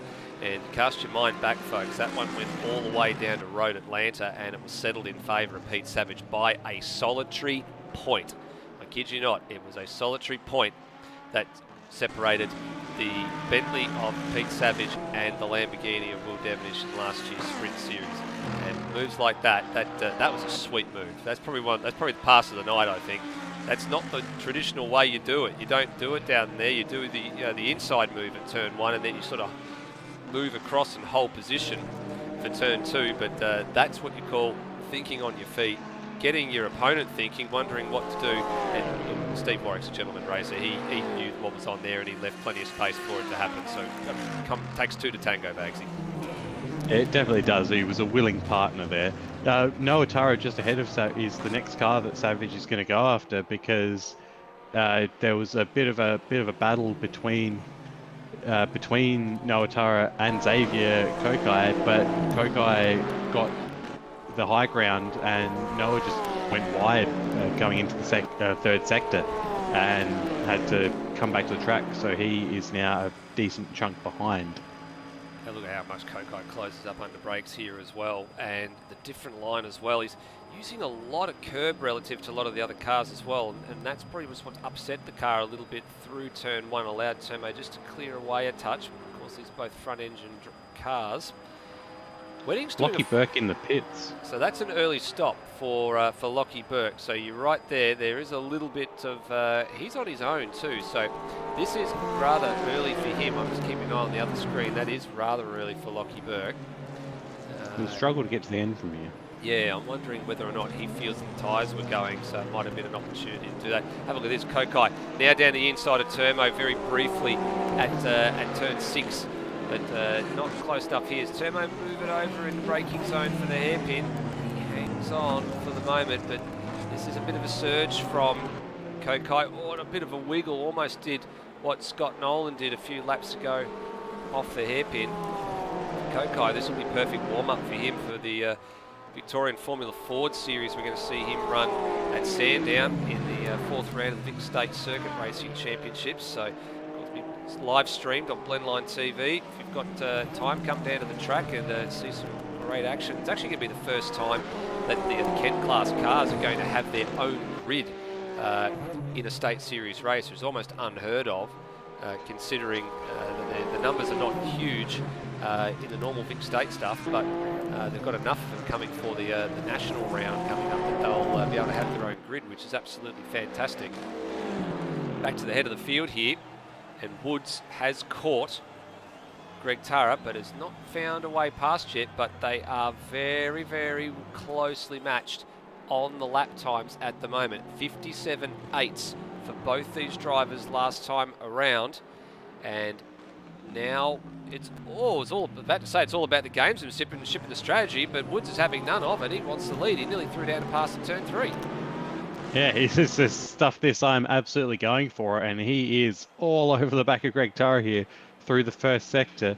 It is less than 2 tenths between them, and it is impressive work from Damon to stay so close behind them, behind Greg Tara, because it is just, it's so difficult to follow at this range. I'm looking at the onboard at the moment, and it's just absolutely ridiculously close. Is he going to have a go on the inside the hairpin?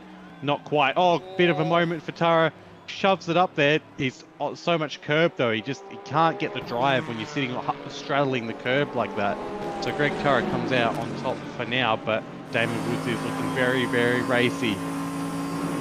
He certainly is, and Greg Tara is defending like his life depended on it. Now down the inside, there's the move, the throwdown move that he gets done at the final, at the top of the hill, and the job is done. So Woods, as you said, throwing down the gauntlet and pushing on here. I think that this might be like that sort of 5 or 6 lap push before coming in for a stop, because we're now at the point we're halfway through this race. We're over the half distance mark in terms of time, and roughly around actually the low end of the lap count. And Tara's in. Greg Tara in the lane. So after half distance, he thinks he can get home from here. Wow. So I don't know. We have to do some fuel calculations here, Bagsy, because it's a 120 litre tank for these cars. And in comes Greg Tara for his stop. And here comes some more. Look, there's more of them coming in behind. So here comes Turmo and Noah. Turmo had just been passed by Xavier Kokai as well. And all of these are front engine cars as well. So there's going to be a bit of a calamity here in the pits for G&W Racing yet again. Here we go, and Dad, get out the way, please. I'd like some fuel, and I'd like some tyres. And there we go. He's got it, but that's costing. That's much. So much. Greg has not changed tyres. No, Greg Tara did not change tyres. This is going to be very interesting. This is a gamble. If it's dependent on it, this is a big gamble. Absolutely a roll of the dice. And the thing about that though is that it's got him out ahead of a pack of cars. He's got him out ahead of Devonish, Brendan Ross and Brian Walsh. So they're cars that he doesn't have to try and overtake. He's got a big old gap in front of him that he's not going to have to worry about people. And more importantly, it's got him out in front of the cars that had already stopped. So they'd already stopped under safety car conditions. So they're going to have a shorter fill at some point in the next 30 minutes or so. They will visit the lane again. So very, very important for Greg Tara that he's out ahead of those guys and he doesn't have to fight with them. Looks like Xavier Kokai and Peter Savage have both got past Lewis Wedding. Wedding must have made a mistake because there's a pretty big gap between them now. Almost 6 seconds. Oh yeah, Wedding has made a mistake, and we're going to have to pick this one up and have a bit of a look at it. It was on the, or something's happened to him. It was on the Antara Resort Style Living replay here. So here we go for Lewis Wedding. So off of turn 4, he was actually boxing on with Kokai. Wedding I'd seen was around. I don't know if there was contact here. Through 5 and 6. And a bit of a late one. There's contact there too, so that's going to be in for the stewards, I think, to have a bit of a look at that one. I don't think Kokai may have been far enough up to warrant the pass there, but Wedding did have a little bit of a lose and a bit of a mistake through 6, so that one will be up for debate. I think Xavier Kokai has pit now, but I think that one's probably 6 of one, half dozen of the other maybe. Yeah, that'll be very close to the side. I think you were saying that Tara was out ahead of everyone who's pit. He is everyone who's pit apart from Peter Savage, who there is a 25-second gap between the two at the moment. So the current Scott rate... Nolan, sorry, Bagsy. Scott Nolan has made a pass on the pit road entry here, and that is because Ty Wiseman didn't realise where the pit lane speed limit line was, and he was holding Nolan up. So Nolan said, "Now bugger this for a joke. I'm going to go right past you and get the job done." So in he comes, and that's a very smart bit of driving from Scott Nolan. Yeah, some heads-up driving there. Yeah, 25 seconds between Peter Savage and Greg Tara, but if you assume about 35 seconds in the pits for Peter Savage, 10 seconds behind with fresher tyres, I don't know who I give that to, but it's definitely all going to come down to the pointy end of this race, that's for sure. It's sort of, there's so many different strategies going on, it's going to be difficult to see who is where really, who's where after pit stops for a little while yet. Transit time for Greg Tara, including the stop, was a 40-second deficit. So he did a 2:37 on the out lap for that. And race leaders coming in. So this is the critical moment here with Damon Woods coming in for what would be his one and only stop of the race. So well past the 30 minutes to go mark. So should make it from here. Green flag running will make it from here. Comes. Does he take tyres? That's the next question. I think he has to. He's used a lot of tyres. He might be able to get away with only going front tyres, but yeah, he's taking tyres. Yep. And Bolger is taking tyres. So Greg Tara has rolled the dice. Is it going to pay off? I've got the feeling it might not now. Just the way things have gone. Wedding is in as well in 4th place, but that is just the current deals. Greg Tara with a very lucky moment, because at the chicane it was Nathan Higginson with a major accidental moment there, and just put Greg Tara off his game for a bit here. Now Tara's going to come to the line comfortably ahead here, but the question is, as you said, Bagsy, how much of an invoice does this have to pay for Tara? What's his lap time like? Because Woods is still stationary in the lane. I'm looking at him right now. He's not on the move just yet. And a number of cars have gone through. The only car yet stopped is Savage. And here we go. Here's Damon Woods on the move now. So he's going to exit the lane. He's going to be in 7th place. He's going to come out behind Brian Walsh, who's yet to come in for his second stop. He was another one of those drivers that had been in and stopped already under safety car conditions. So all the drivers that are ahead of Woods at the moment, excluding Greg Tara, have all been in for the safety car stop and will then have a short fill a bit later on this race. So for people like Peter Savage, who currently leads this race in the International Motorsport Audi, this is a good thing for him. So that's not a good thing for him. He's gone over the grass there. So, and he's got quite a comfortable margin at the minute. So the deficit from him to Damon Woods at the minute, 44 seconds. So realistically, if he just needs to come in for a splash and dash of fuel, if he can keep doing these times and the gap doesn't sort of diminish at a huge rate of knots, he's going to be in the top 5 by the time this race is over. Yeah, I think I said earlier, top 5's in the cards. I think a podium's still in the cards for him, because the other people around that he has to deal with are Greg Tara, who is going to struggle with his tyres at the end, even if Peter Savage doesn't take new tyres, he's going to really be struggling in comparison to Greg Tara. And the other person is Steve Bolger, who's 54 seconds down the road, did pit for fresh tyres, but I think Savage, if he gets in, and he's going to be putting in, we saw Greg was a 40-second transit time in the pit lane, but that was absolutely brimming the car. Peter Savage doesn't need to do that. He's going to be able to get away with a significant amount less fuel than Greg Tara had to. So his stationary time will be even shorter. It might only be a 25 or 30-second pit lane transit time. Woods was held up a little bit at the final corner, not terribly, but he was held up a little bit by Brian Walsh there, a little bit indecisive. So a little bit of a free kick again for the guys out in front. So for Greg Tara especially, Woods only gained about a second on that lap overall. So he's got the luxury of being able to blaze along and just continue to put the hammer down, but 25 minutes and change, he's still got a lot of work to do.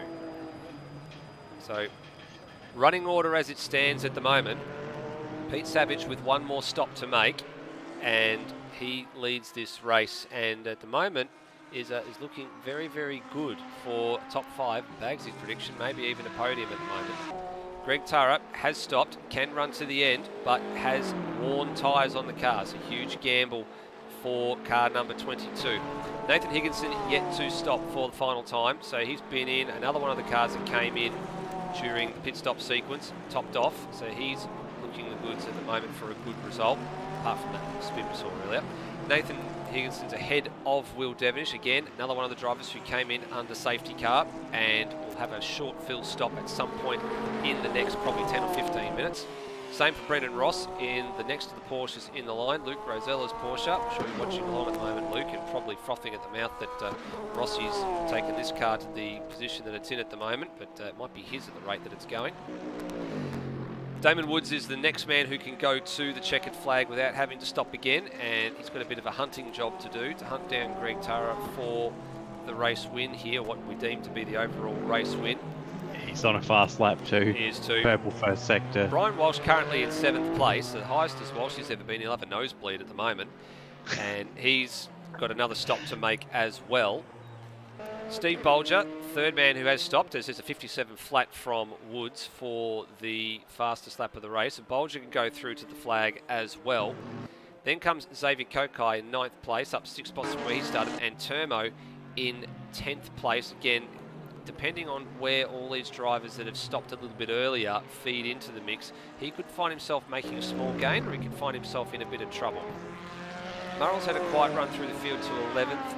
Noah Tara now having a bit of an uphill charge here to try and salvage some good haul points. Brendan Ross is in, so there we go. So everyone's moving up the order. So Brendan Ross stopping for the final time now. That'll send Steve Warwick, Lewis Wedding through. And here come the balance of the field. So, a bit ugly here at the final corner with Wiseman trying to line up the pass on Miles, and Scott Nolan, a bit of heads up, driving through on Wiseman for 16th and 17th. And we missed Lockie Burke going through to 14th. Miles behind them is the last car on the circuit at the moment, the last classified car. He's the only car a lap down, surprisingly. I'm actually very surprised with that. I know we've had the safety car and all, but he is the only car that is has gone one lap down at the moment. So that's actually pretty respectable for the field at the moment. And I'd imagine we might be lucky if we get another car or two to go a lap down. It'll be almost very difficult from this point. It'll be hard without mistakes, because obviously Peter Savage still needs to pit again, and it looks like Greg Tara's coming, his current net leader, he's coming around the final quarter now, and the next person who isn't Glenn Miles, which was Scott Murrell, is at almost halfway through the second sector at that point. So it'll be hard for them to be lapped at this point. Just depends on how much pace they have back there. Bagsy, Tara's times are not terrible at the moment. Like, it's a high 58, so 58.7. Comparisons to Pete Savage with a 58.5 last time around. So he's not exactly slow out there at the moment, Greg Tara. I mean, in contrast to Damon Woods with a 57 flat last time around. An actual fact, we're just waiting to see what his... Cut, I believe. Yeah, I'm looking to see if he's... It was the last lap before that has registered a track cut as well. So I'm actually looking to see what penalties he has left up his sleeve. So the 57 flat, he did. He got a track cut in sector 3. So he did get a track cut on that lap. But by contrast, the times for Damon Woods at the moment, they're not going to get the job done. It's not, the difference is not that large enough, I don't think, at the moment. I think Taro, if anything, he might get onto the back of Greg with maybe a lap or two to go if things keep going the way they're going. But it's touch and go here. Of course, we don't know how much how worn these tyres are. That'll be the big factor, is what's the drop-off. We're expecting, another 11 laps here, maybe 12. Probably going to get to at least around 34, 35, I think, now, because we're going to get to the low end of that estimate because we had the safety car interference early on in the race. It's about 13 or 14 seconds. I think given that he was 2 seconds faster on the previous non-cut lap, he's just set another purple middle sector. And Higginson Ooh, Higginson run through the chicane there as well, so he's going to have to give that spot up. They both want the lane, so okay. So as you were, gentlemen, so Higginson's lost a spot. Will Devonish has gained a spot as these two come into pit lane for the final time. So we said about sort of 15 to 20 minute mark. These guys would come in, so they'll get comfortably home from here, and that then is an easy move for Woods. So Woods is now third, and he set a time 2.3 seconds faster than Greg Tara that lap. So I think it's now not it's if, but when if not when Damon Woods will get past him, because I don't think this gamble's paid off for Greg. The question will be, can Peter Savage get past Greg? Are Greg's tyres going to last the next 20 minutes plus one lap? That's right. So now it's going the other way. So Greg had a really bad lap last time around at 59.3. But that being said, he's actually set a personal best first sector on this lap. So I don't know what happened to Greg, whether he had where the sector issue was relative to the other drivers. If I actually take a look at the lap time, it was a bad middle sector and a bad first sector as well. So he actually had a little bit of an issue, I'd say, somewhere at the bottom end of the circuit, and that's what's caused a problem there. Now, so feeding back into traffic, see Higginson has come out in 15th place, and he's come in behind Scott Nolan, and Will Devonish has actually come out inside the top 10, so that's worked out okay for him, and that now gives him a fresh set of boots, and it gives him, well, actually not even it gives him a fresh set of boots, but it gives him a good little kick along to try and overtake the two Bentleys ahead of him again, Steve Warwick and Lockie Burke. He did take tyres. He did take tyres. Okay, so Higginson. The thing is, though, they both took tyres. Remember we're talking about the Devonish and Peter Savage battle. Well, it's currently about a minute between Devonish and Peter Savage on the track. So even with a pit stop, Peter Savage is definitively winning that race. As I believe he's in the pits now. He is, because I saw Greg Tara went past him. He is. There he is in the lane right now. So there is the Audi car 82 in the lane, so Tara goes through. Damon Woods has gone through. The next man in the queue is Steve Bolger. He's going to go through. Oh, he's changed tyres as well, Peter has. Oh, wow. Okay, so this is throwing strategy to the wind here. So I'm a bit surprised they've actually gone in and put tyres on. And this is an easy hold for Savage. He's going to come out with fourth, and he's going to have a head of steam here to challenge Steve Bolger. So your prediction here that he might end up on the podium might very well come to fruition here, Bagsy, because a very short fill stop, new set of boots, and he's got a license to hunt now. He's going to be rigging the neck of this Audi for the next 17 3/4 minutes. Yeah, he is. I'm sort of surprised he didn't decide to skip the tyres, because he would have been a good 20-ish seconds down the road from 20 seconds down the road from Bolger, but it is less likely for him to make a mistake now. He's got a nice fresh set of boots, and he's got the grip all there ready to go and waiting for him. He's not going to have to tiptoe around and he doesn't have to have the pressure. He's not being hunted, he's the hunter, and maybe that's how he likes it and why he's gone with this strategy. Well, the Will Devonish battle and the Pete Savage battle, I think, is pretty much sorted as to who's going to finish ahead of who at the moment.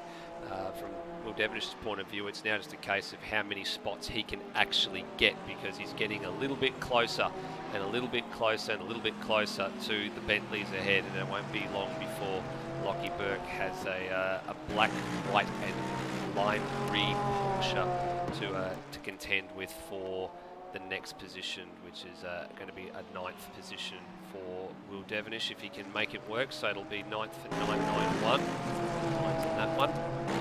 Steve Warwick still, again, top 10 finishes for Steve Warwick, starting to become commonplace in GT3. It's actually starting to become quite common for him in the Super 2 Championship as well. He does prefer the GT3 machinery, and just driving it nice and smoothly at the moment. And the next car up the road from Steve Warwick, you can just see off in the distance there, is the Lewis Wedding Porsche. I think Devonish might have a chance at getting Lewis Wedding potentially. Although Lewis Wedding last lap set a 158.3, so that might be difficult to get to, because that is pretty fast for those runners. Damon Woods set a 157.003, only 3 thousandths off his best lap, and 1.6 seconds faster than Greg Tara. Will Devon's going to line up this pass on Lockie Burke, I think. I think it's almost an easy picking down here at the first corner, and he commits pretty early to the move here, but is he close enough? He's late under brakes, late surge, and gets the job done. And that's what you do. That's what they failed to do when Kokai went down the inside there. Just sort of failed to sort of slide up in front of the other car and just take their momentum away, so there's no avenue for them to come back at you. And it was an easy pass again. Devonish, and off he now goes in pursuit of Steve Warwick, who's about another second up the road. I was looking to see if he actually got a sector split there for Will Devonish, and the answer is yes, he did. I was a bit worried he'd gone a bit wide over the turn 4 part of the course on the exit, which actually did a pretty good illustration of how far you can actually go before you get penalised.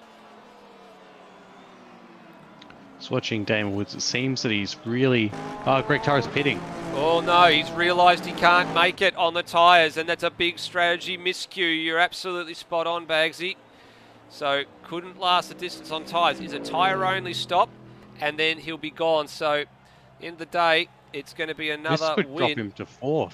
This is going to be terrible for Greg Tara as it stands right now. So Woods is through. Tara's still stationary.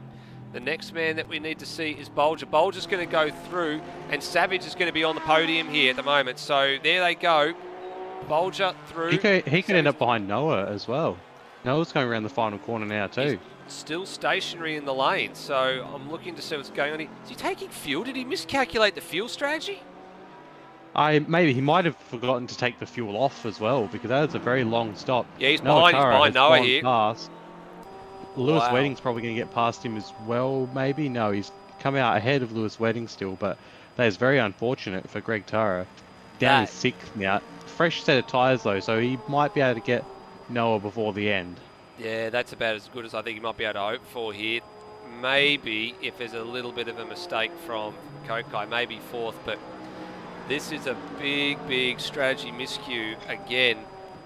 2 races in a row now. There's been strategy miscues for the G&W Racing team. Last round, it was both of them were on pit road when they both came in on the same lap. Not once, but twice. And really ruined the strategy for Greg. And he ended up right down here, if memory serves me correctly, I think like 7th or something at the checkered flag. And that's what coughed up the championship lead for him. But on a day where you needed to maximise every point you could get, that is going to hurt. What I'm thinking may have happened, if you recall the last round of pit stops when Greg and Noah both came at the same time and Noah was behind him, Noah gave Greg that little bit of a tap to try and push him forward so he could start getting his service. I wonder if that did a little bit of damage to the rear that was then getting repaired that he didn't realise. It might not have been he stuffed the fuel, but he just wanted to do tyres only and didn't realise that there was damage repair set on as well, which might have cost him a little bit too. Possibly. Just looking at the rear shot as the car goes past, yeah, you can see that there's a bit of a dent in the rear bumper on the car as well as it goes through right there. You can just see it's got a little bit of a crown in the dead smack in the middle of that BMW. And I think you can probably see a corresponding one on the front of Tara's car as well if you look carefully.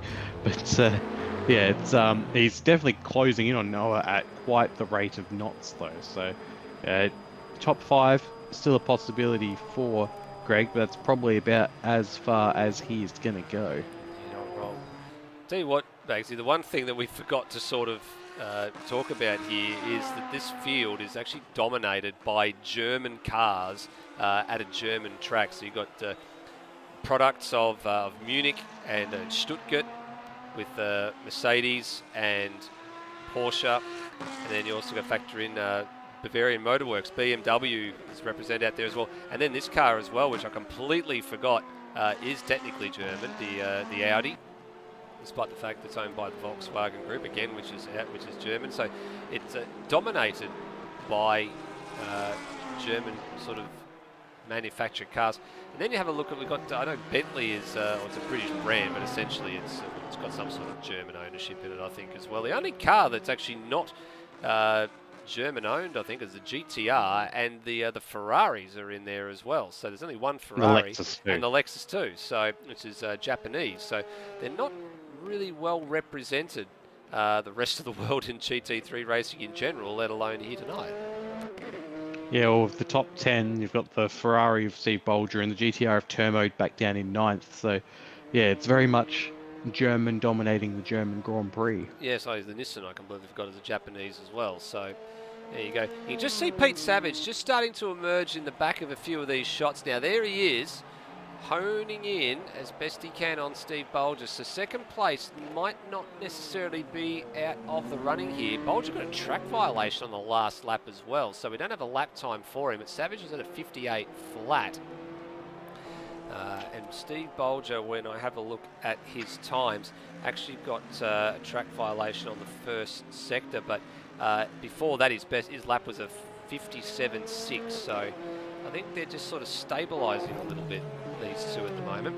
And that last lap, Greg Tara set 2 purple sectors, the fastest lap, and passed Noah Tara. So wow. Top 5 for Greg is in the bag, but there are 8 minutes left and he's 8 seconds behind Xavier Kokai, so probably not happening for him, unfortunately. No, not at this stage, and he actually had his worst sector of the race in Sector 3 as well, so if only that was a little bit quicker, you know, it could have probably been like a 56.8 or a 56.7, just depending on how things go. But sadly, you don't get points for fastest lap. You'll have to get points for where you finish. And what's Kokai doing at the moment? So he was, as you said, 1.4 seconds quicker than Kokai last time around, and he's actually 0.8 of a second quicker than him through the first sector split as well. So it might not be... Maybe don't count it out entirely. Yeah, I wouldn't be counting it out entirely just yet. Maybe the Benz has to do a little bit of fuel saving and maybe be a little bit kinder to its tyres. Worn rubber. And if you've got a little bit of a wake-up call there, just dropping 2 wheels off the edge of the circuit at the exit of the corner there. He's done that a couple of times, Kokai. I noticed he did it coming onto the main straight as well. So I don't think all hope is lost. And there's Tara, just very briefly in the back of shot. So he has got sight of the Mercedes, but it's only a few brief glimpses at the moment. Bolger's put the hammer down again. Half a second faster than Peter Savage. So he's saying, I am going to keep the second place and there's nothing you can really do about it. You might have slightly fresher tyres, but I'm just outright faster than you tonight. Greg Tara got a track violation in the final sector as well, so we don't get a lap time for him, but he was quicker than Kokai over both sectors where they were matched, and I guess totally he was about 1.5 seconds quicker overall. So he's starting to range into shot little bit by little bit.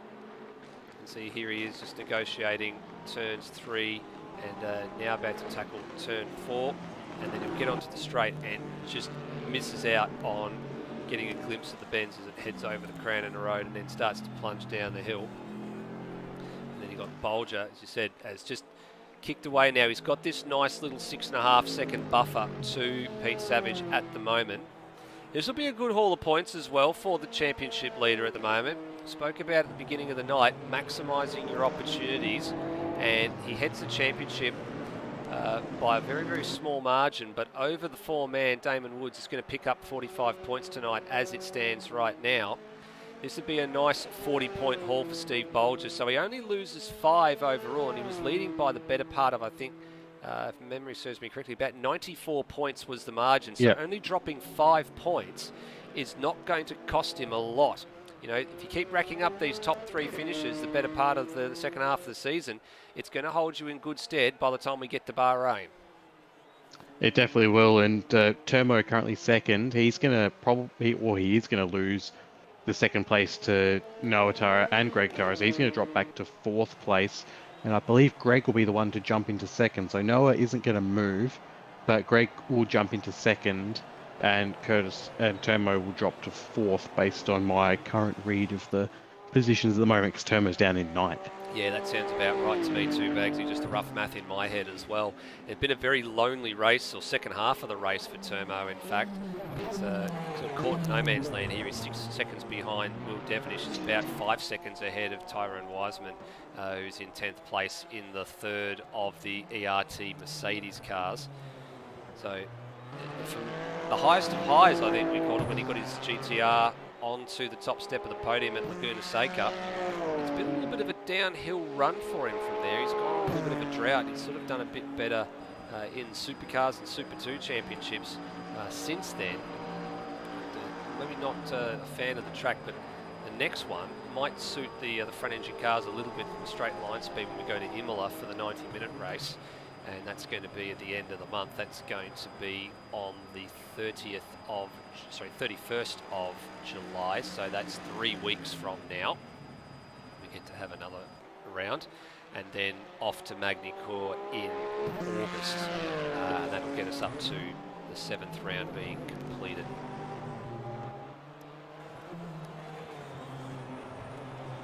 Four and 3/4 minutes. Plus 1 lap is what remains, and Woods is about to complete lap 31.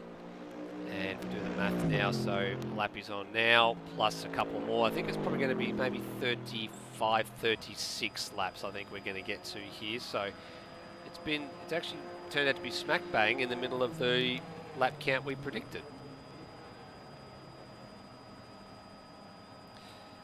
Looks like we briefly lost Bagsy again for couple of seconds, so we'll pick that up when we just get our broadcast settings rectified, and hopefully he'll be back in a few moments' time. Pretty easy pickings at the moment for Damon Woods, and a new fastest lap for Greg Turra, so leaving it late in the run for Greg Turra.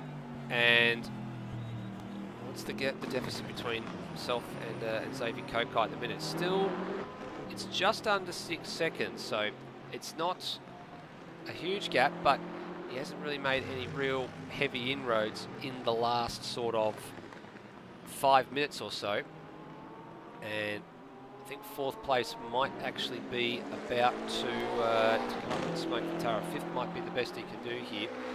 And it looks like Lewis Wedding has actually managed to get the best of Noah Turra as well in the last lap or two, so that's an extra spot for the Icebreak Porsche, and hasn't been a happy day again for G&W Racing. We haven't done any teams points calculations, but we do expect that that'll take a little bit of a hit from them anyway. We've won very few two-car teams in the championship.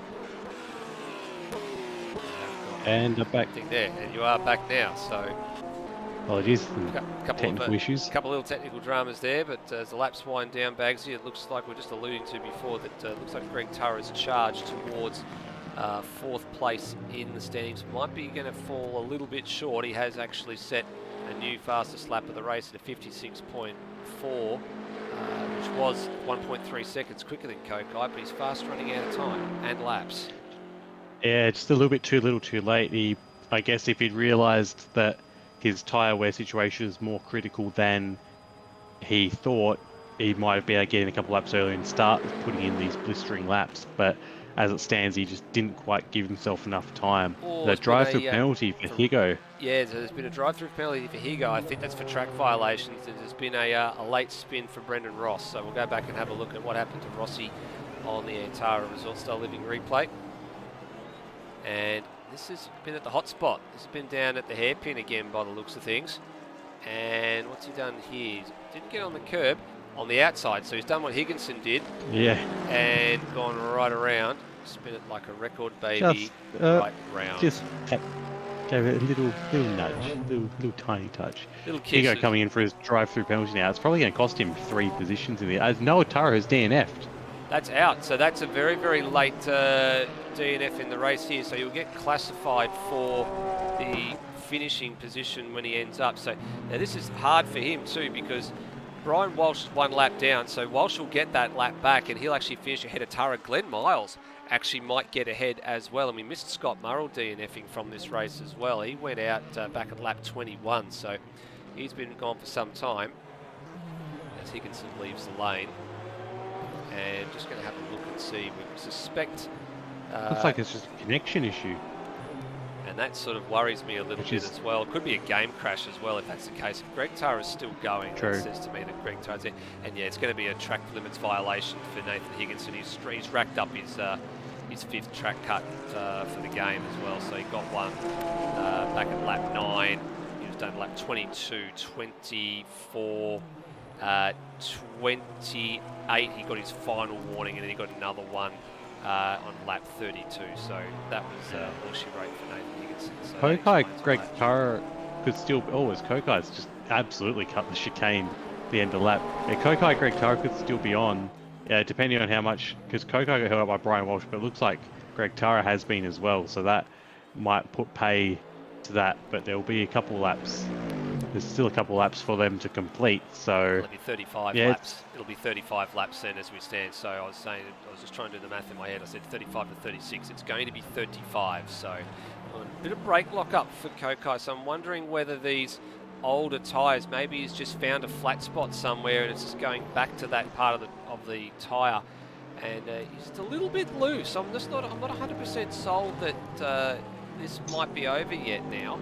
He's just starting to struggle a little bit, and he's been done for another track violation on that last lap as well. So if I go back, yeah, he cut the final chicane. Yeah, so that's actually his last warning as well. So if he's got to be ultra careful here in the next little bit as well. Yeah, it's down to a second and a half. Taro's really pouring on the pressure. I know we called it dead before, but there's still life in it. There's still a little bit of life in that. And I'm just having a bit of a look as well. There was a little pass a bit further back down the field when Higginson's came out after his penalty, and he's ahead of Brendan Ross in there, now getting it on like Donkey Kong for a little bit. Ross just gave Higginson a big old bump in the bum. He certainly did. Here comes your race leader around the final corner for the penultimate time with the clock at 0 and lap 34 about to be struck off the books and the last lap about to commence. Here is that battle. It's starting to get interesting, so let's just keep an eye on whether or not Kokai can hang on late here. Greg Tara charging, and charging hard. And Scott Nolan and Tyrone Wiseman are also battling it out for 9th place at the moment. And actually, Nolan just got past him in the hairpin. It was very well done. Good move, Scott Nolan. Got to get the job done. Takes the McLaren up to 9th. So Wiseman's late entry into the service, so he's taken a little bit of time to sort of acclimatise to this one. And Nolan started effectively plumb last and has taken the Opticoat McLaren all the way up to 9th and has driven a fine job there as well. Greg Tara didn't have the best final sector. No. Kokai had a slide into the first corner, so it's still very close, but 1.5 seconds. I don't think it's going to be able to be done for Greg Tara unless there is a big mistake from Kokai. Definitely not at this stage. And you can see there, the gap is visual, but you need a big mistake from Xavier Kokai to make this one work. As we pick up our race leader for the second half of the final lap. He's not going to win this one by the country mile that he won the Interlagos race by, but he's definitely had to earn this one, and I guess you could say he's technically forced a mistake from Greg Tara by going into a different strategy mode to take those tyres late, which probably meant it would have been a lot closer. Had Greg have gone on to a tyre during the stop, we might have had a different outcome, but it'll be... Oh, it's got very close between Kokai and Tara. It has indeed. We'll go back to that battle in just a second, as it's 2 wins from 2 starts for Damon Woods, and a job well done there. It'll be Bolger in second and Pete Savage in third, but this is the battle for 4th place. This is the last of the real tight battles, and it's closed up late. There's going to be 2 opportunities for the pass here. One's here, and defensive line just drives it straight. Has to pull it up hard. Got to be careful. Is Greg going to have a late send down here at the final corner? He's not close enough. So it'll be a 5th place for Greg Tara. 4th to Xavier Kokai. So 2 of the ERT Benzes in the top 5. And big late salvage operation for Tara there. So with Woods with the win, Second place goes to the current championship leader in Steve Bolger. And then third, well, the rear grid challenge, I think you could say, for Pete Savage is complete with a podium finish. Yeah, and very well done. All that being said, Will Devonish comes home a respectable 7th, just now about 20 seconds off of, about 27 seconds off of Peter Savage. So in the end, a fairly convincing victory in that challenge, but still very well done. Turmo's going to bring it back home in 8th. He's benefited lucky from the Noah Tara DNF as well. Yeah, so. Noah is going to be absolutely spitting chips over that one because that's going to cost him a boatload of points. It might even cost him the position to, oh no, it won't cost him the position to Lewis Wedding, but it's going to drop him out of contention for this championship at the moment because it's a significant amount of points that he's dropping here. Because, especially because there were so many people in this race who finished. You know, Warwick, Walsh, Glenn Miles all finished the race. So it's going to be a 17th place for Noah Tara. That's it. And most of the drivers getting across the line now as well. Lockie Burke was actually the first car 1 lap down. He actually got lapped very late in that piece, just as the race leader was coming up to the start-finish line. So not too bad for the lap traffic. So Lockie Burke 13th there, then Steve Warwick, Brian Walsh and Glenn Miles. So Steve Warwick sort of faded a bit late after all that. What on earth is Walshy doing here? I've not seen anything like this. You don't drive backwards through a wall, but I don't know what to make of that one. The only 3 DNFs, so Noah Tara on lap 31, so he'll still get points. He'll get points as what being classified for 17th. So for Noah Tara, that's only going to be 6 points for him. So it's a small consolation at the end of the day for Tara. And then Murrell and Matt Cecil out too early, so no points for those guys. But an interesting podium and a bit of a different result. I guess the result, Bagsy, that you were kind of looking at, sort of wondering whether or not Greg Tara had actually taken the right move by deciding to take tyres, not take tyres at the stop. Unfortunately, was the wrong choice. Yeah, it was. I think it would have been possible to still make it on those tyres, but they just pushed on one set of tyres, but they just pushed it so hard that in the end it wasn't feasible. But I think it was, maybe you need another safety car or a few extra laps of safety car to make it work. But it was something that I think had potential, and I think it will get people thinking in the next races, the next 70-minute race we have, can we make this, especially if there's an early safety car like there was before, or like there was tonight, rather. Well, that's precisely what they've been targeting for a little while now in the GT3 series, is trying to balance the field in such a way that it forces the drivers of each car to guess how the strategy is going to be. You really got to sort of put the emphasis on doing the homework and making sure that you know how you have to run it from a strategy point of view. Can you actually make it? Do you need to fuel save a little bit?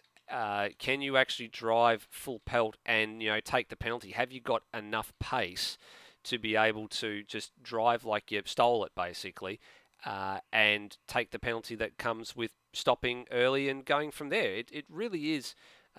It's throwing up a huge amount of variables for all the drivers to really start thinking about what they have to do each and every race.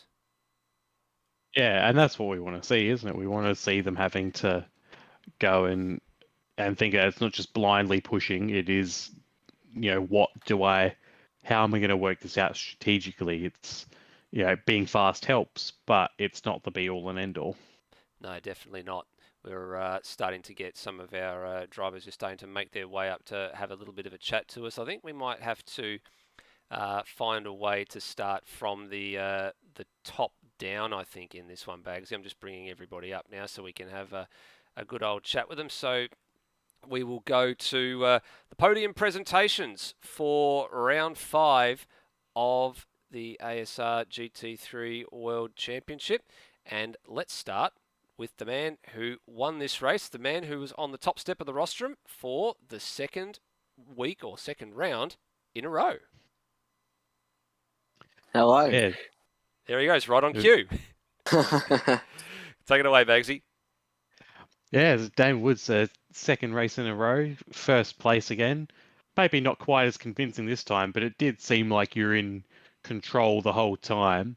After that first round of pit stops, when you saw that Greg Tyrrell was so far ahead of you, did you have was there a bit of concern, or did you still feel like it was going to be smooth sailing and that he was going to struggle later on? There was a lot of concern, to say the least. When I saw him come out 20 seconds ahead of me, I'm like, I'm in a bit of trouble here. But then when I saw him pit with 15 minutes to go, I was like, thank God I knew that I called the strategy correct. But no, that was quite gut wrenching when I saw him come out that far. But no, it was all right. Strategy worked out in the end.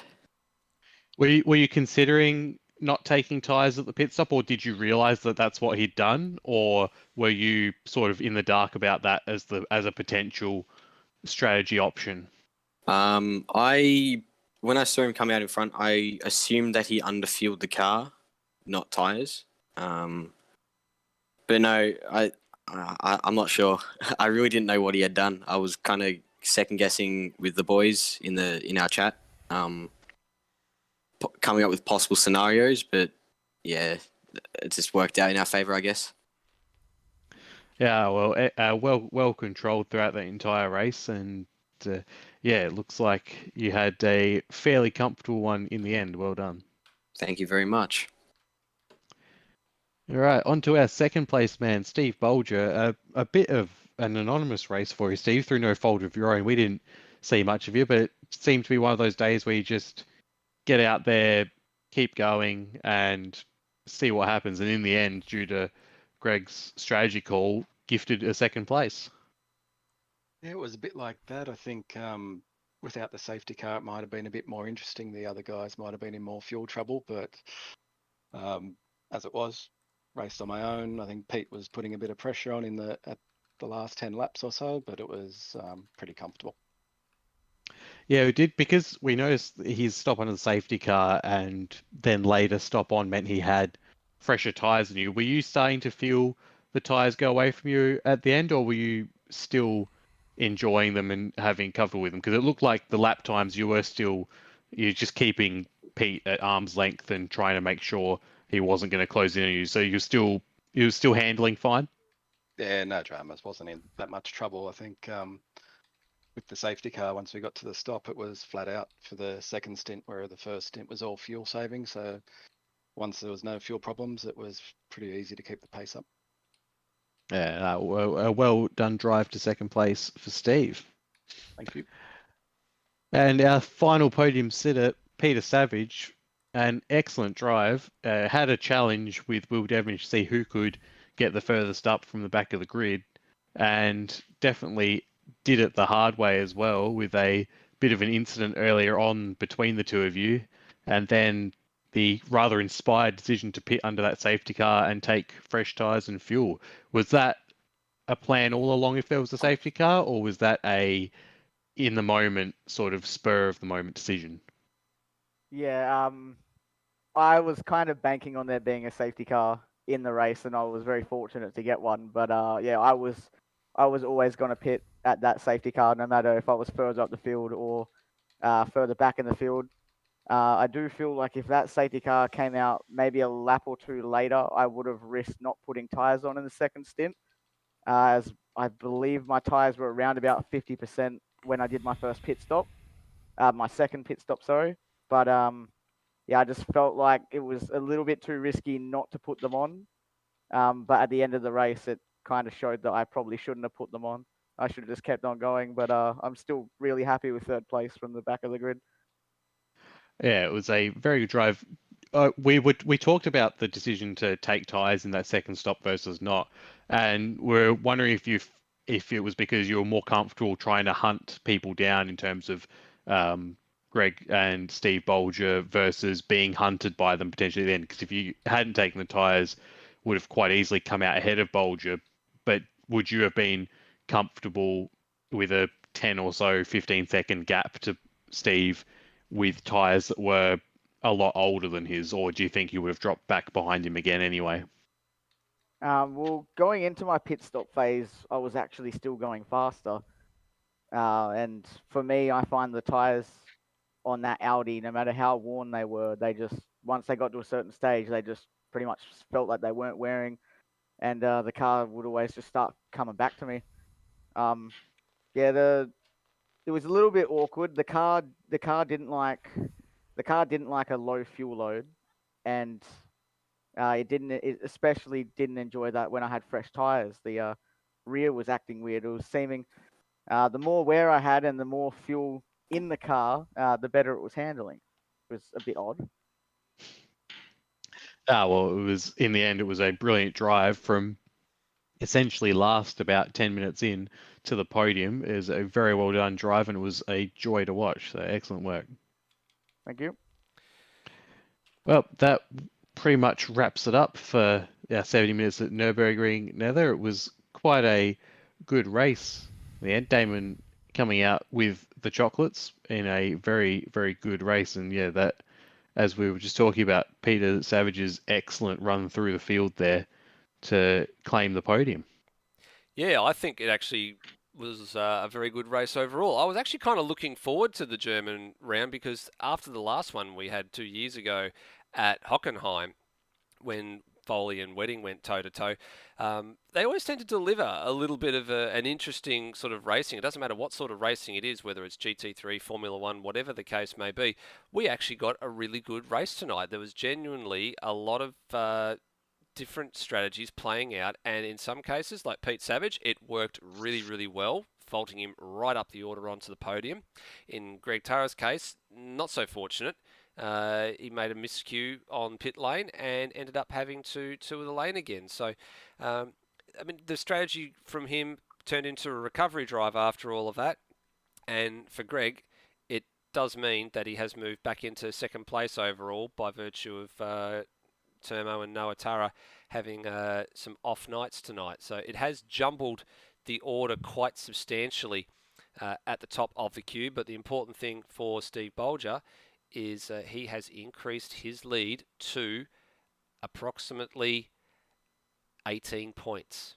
So what covered a number of drivers at the beginning of the night that were covered by just 7 points, now it's 18 points in favour of Steve Bolger and a further 7 back to Termo. So it has had a big effect tonight. Half distance mark of the championship, and with Damon Woods breathing down the necks of the guys in the top half a dozen spots, it's game on when we get to Imola. It definitely is, and I think Greg's going to be happy with what he was able to recover after having to do that second pit stop. He will, and Noah's going to be unhappy, but it's going to be, yeah, Bolger, very comfortable there. He did what he had to do, got that second place, which was the important thing to do in terms of the championship. He didn't take any unnecessary risks, and that's what you have to do in endurance racing. That's precisely right.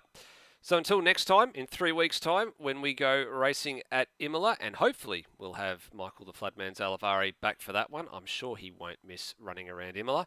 We will see you next time. In between then and now, we've got Supercars coming up in 2 weeks' time, and that will be here on the 23rd of July on this channel. Retro Round. You've got to get here and look at Retro Round. There's some fantastic liveries, and wait until you see Calder Park. Like we said about the Super Series, what is old is new again, and you guys won't want to miss that. So until next time, please drive safely, and bye for now.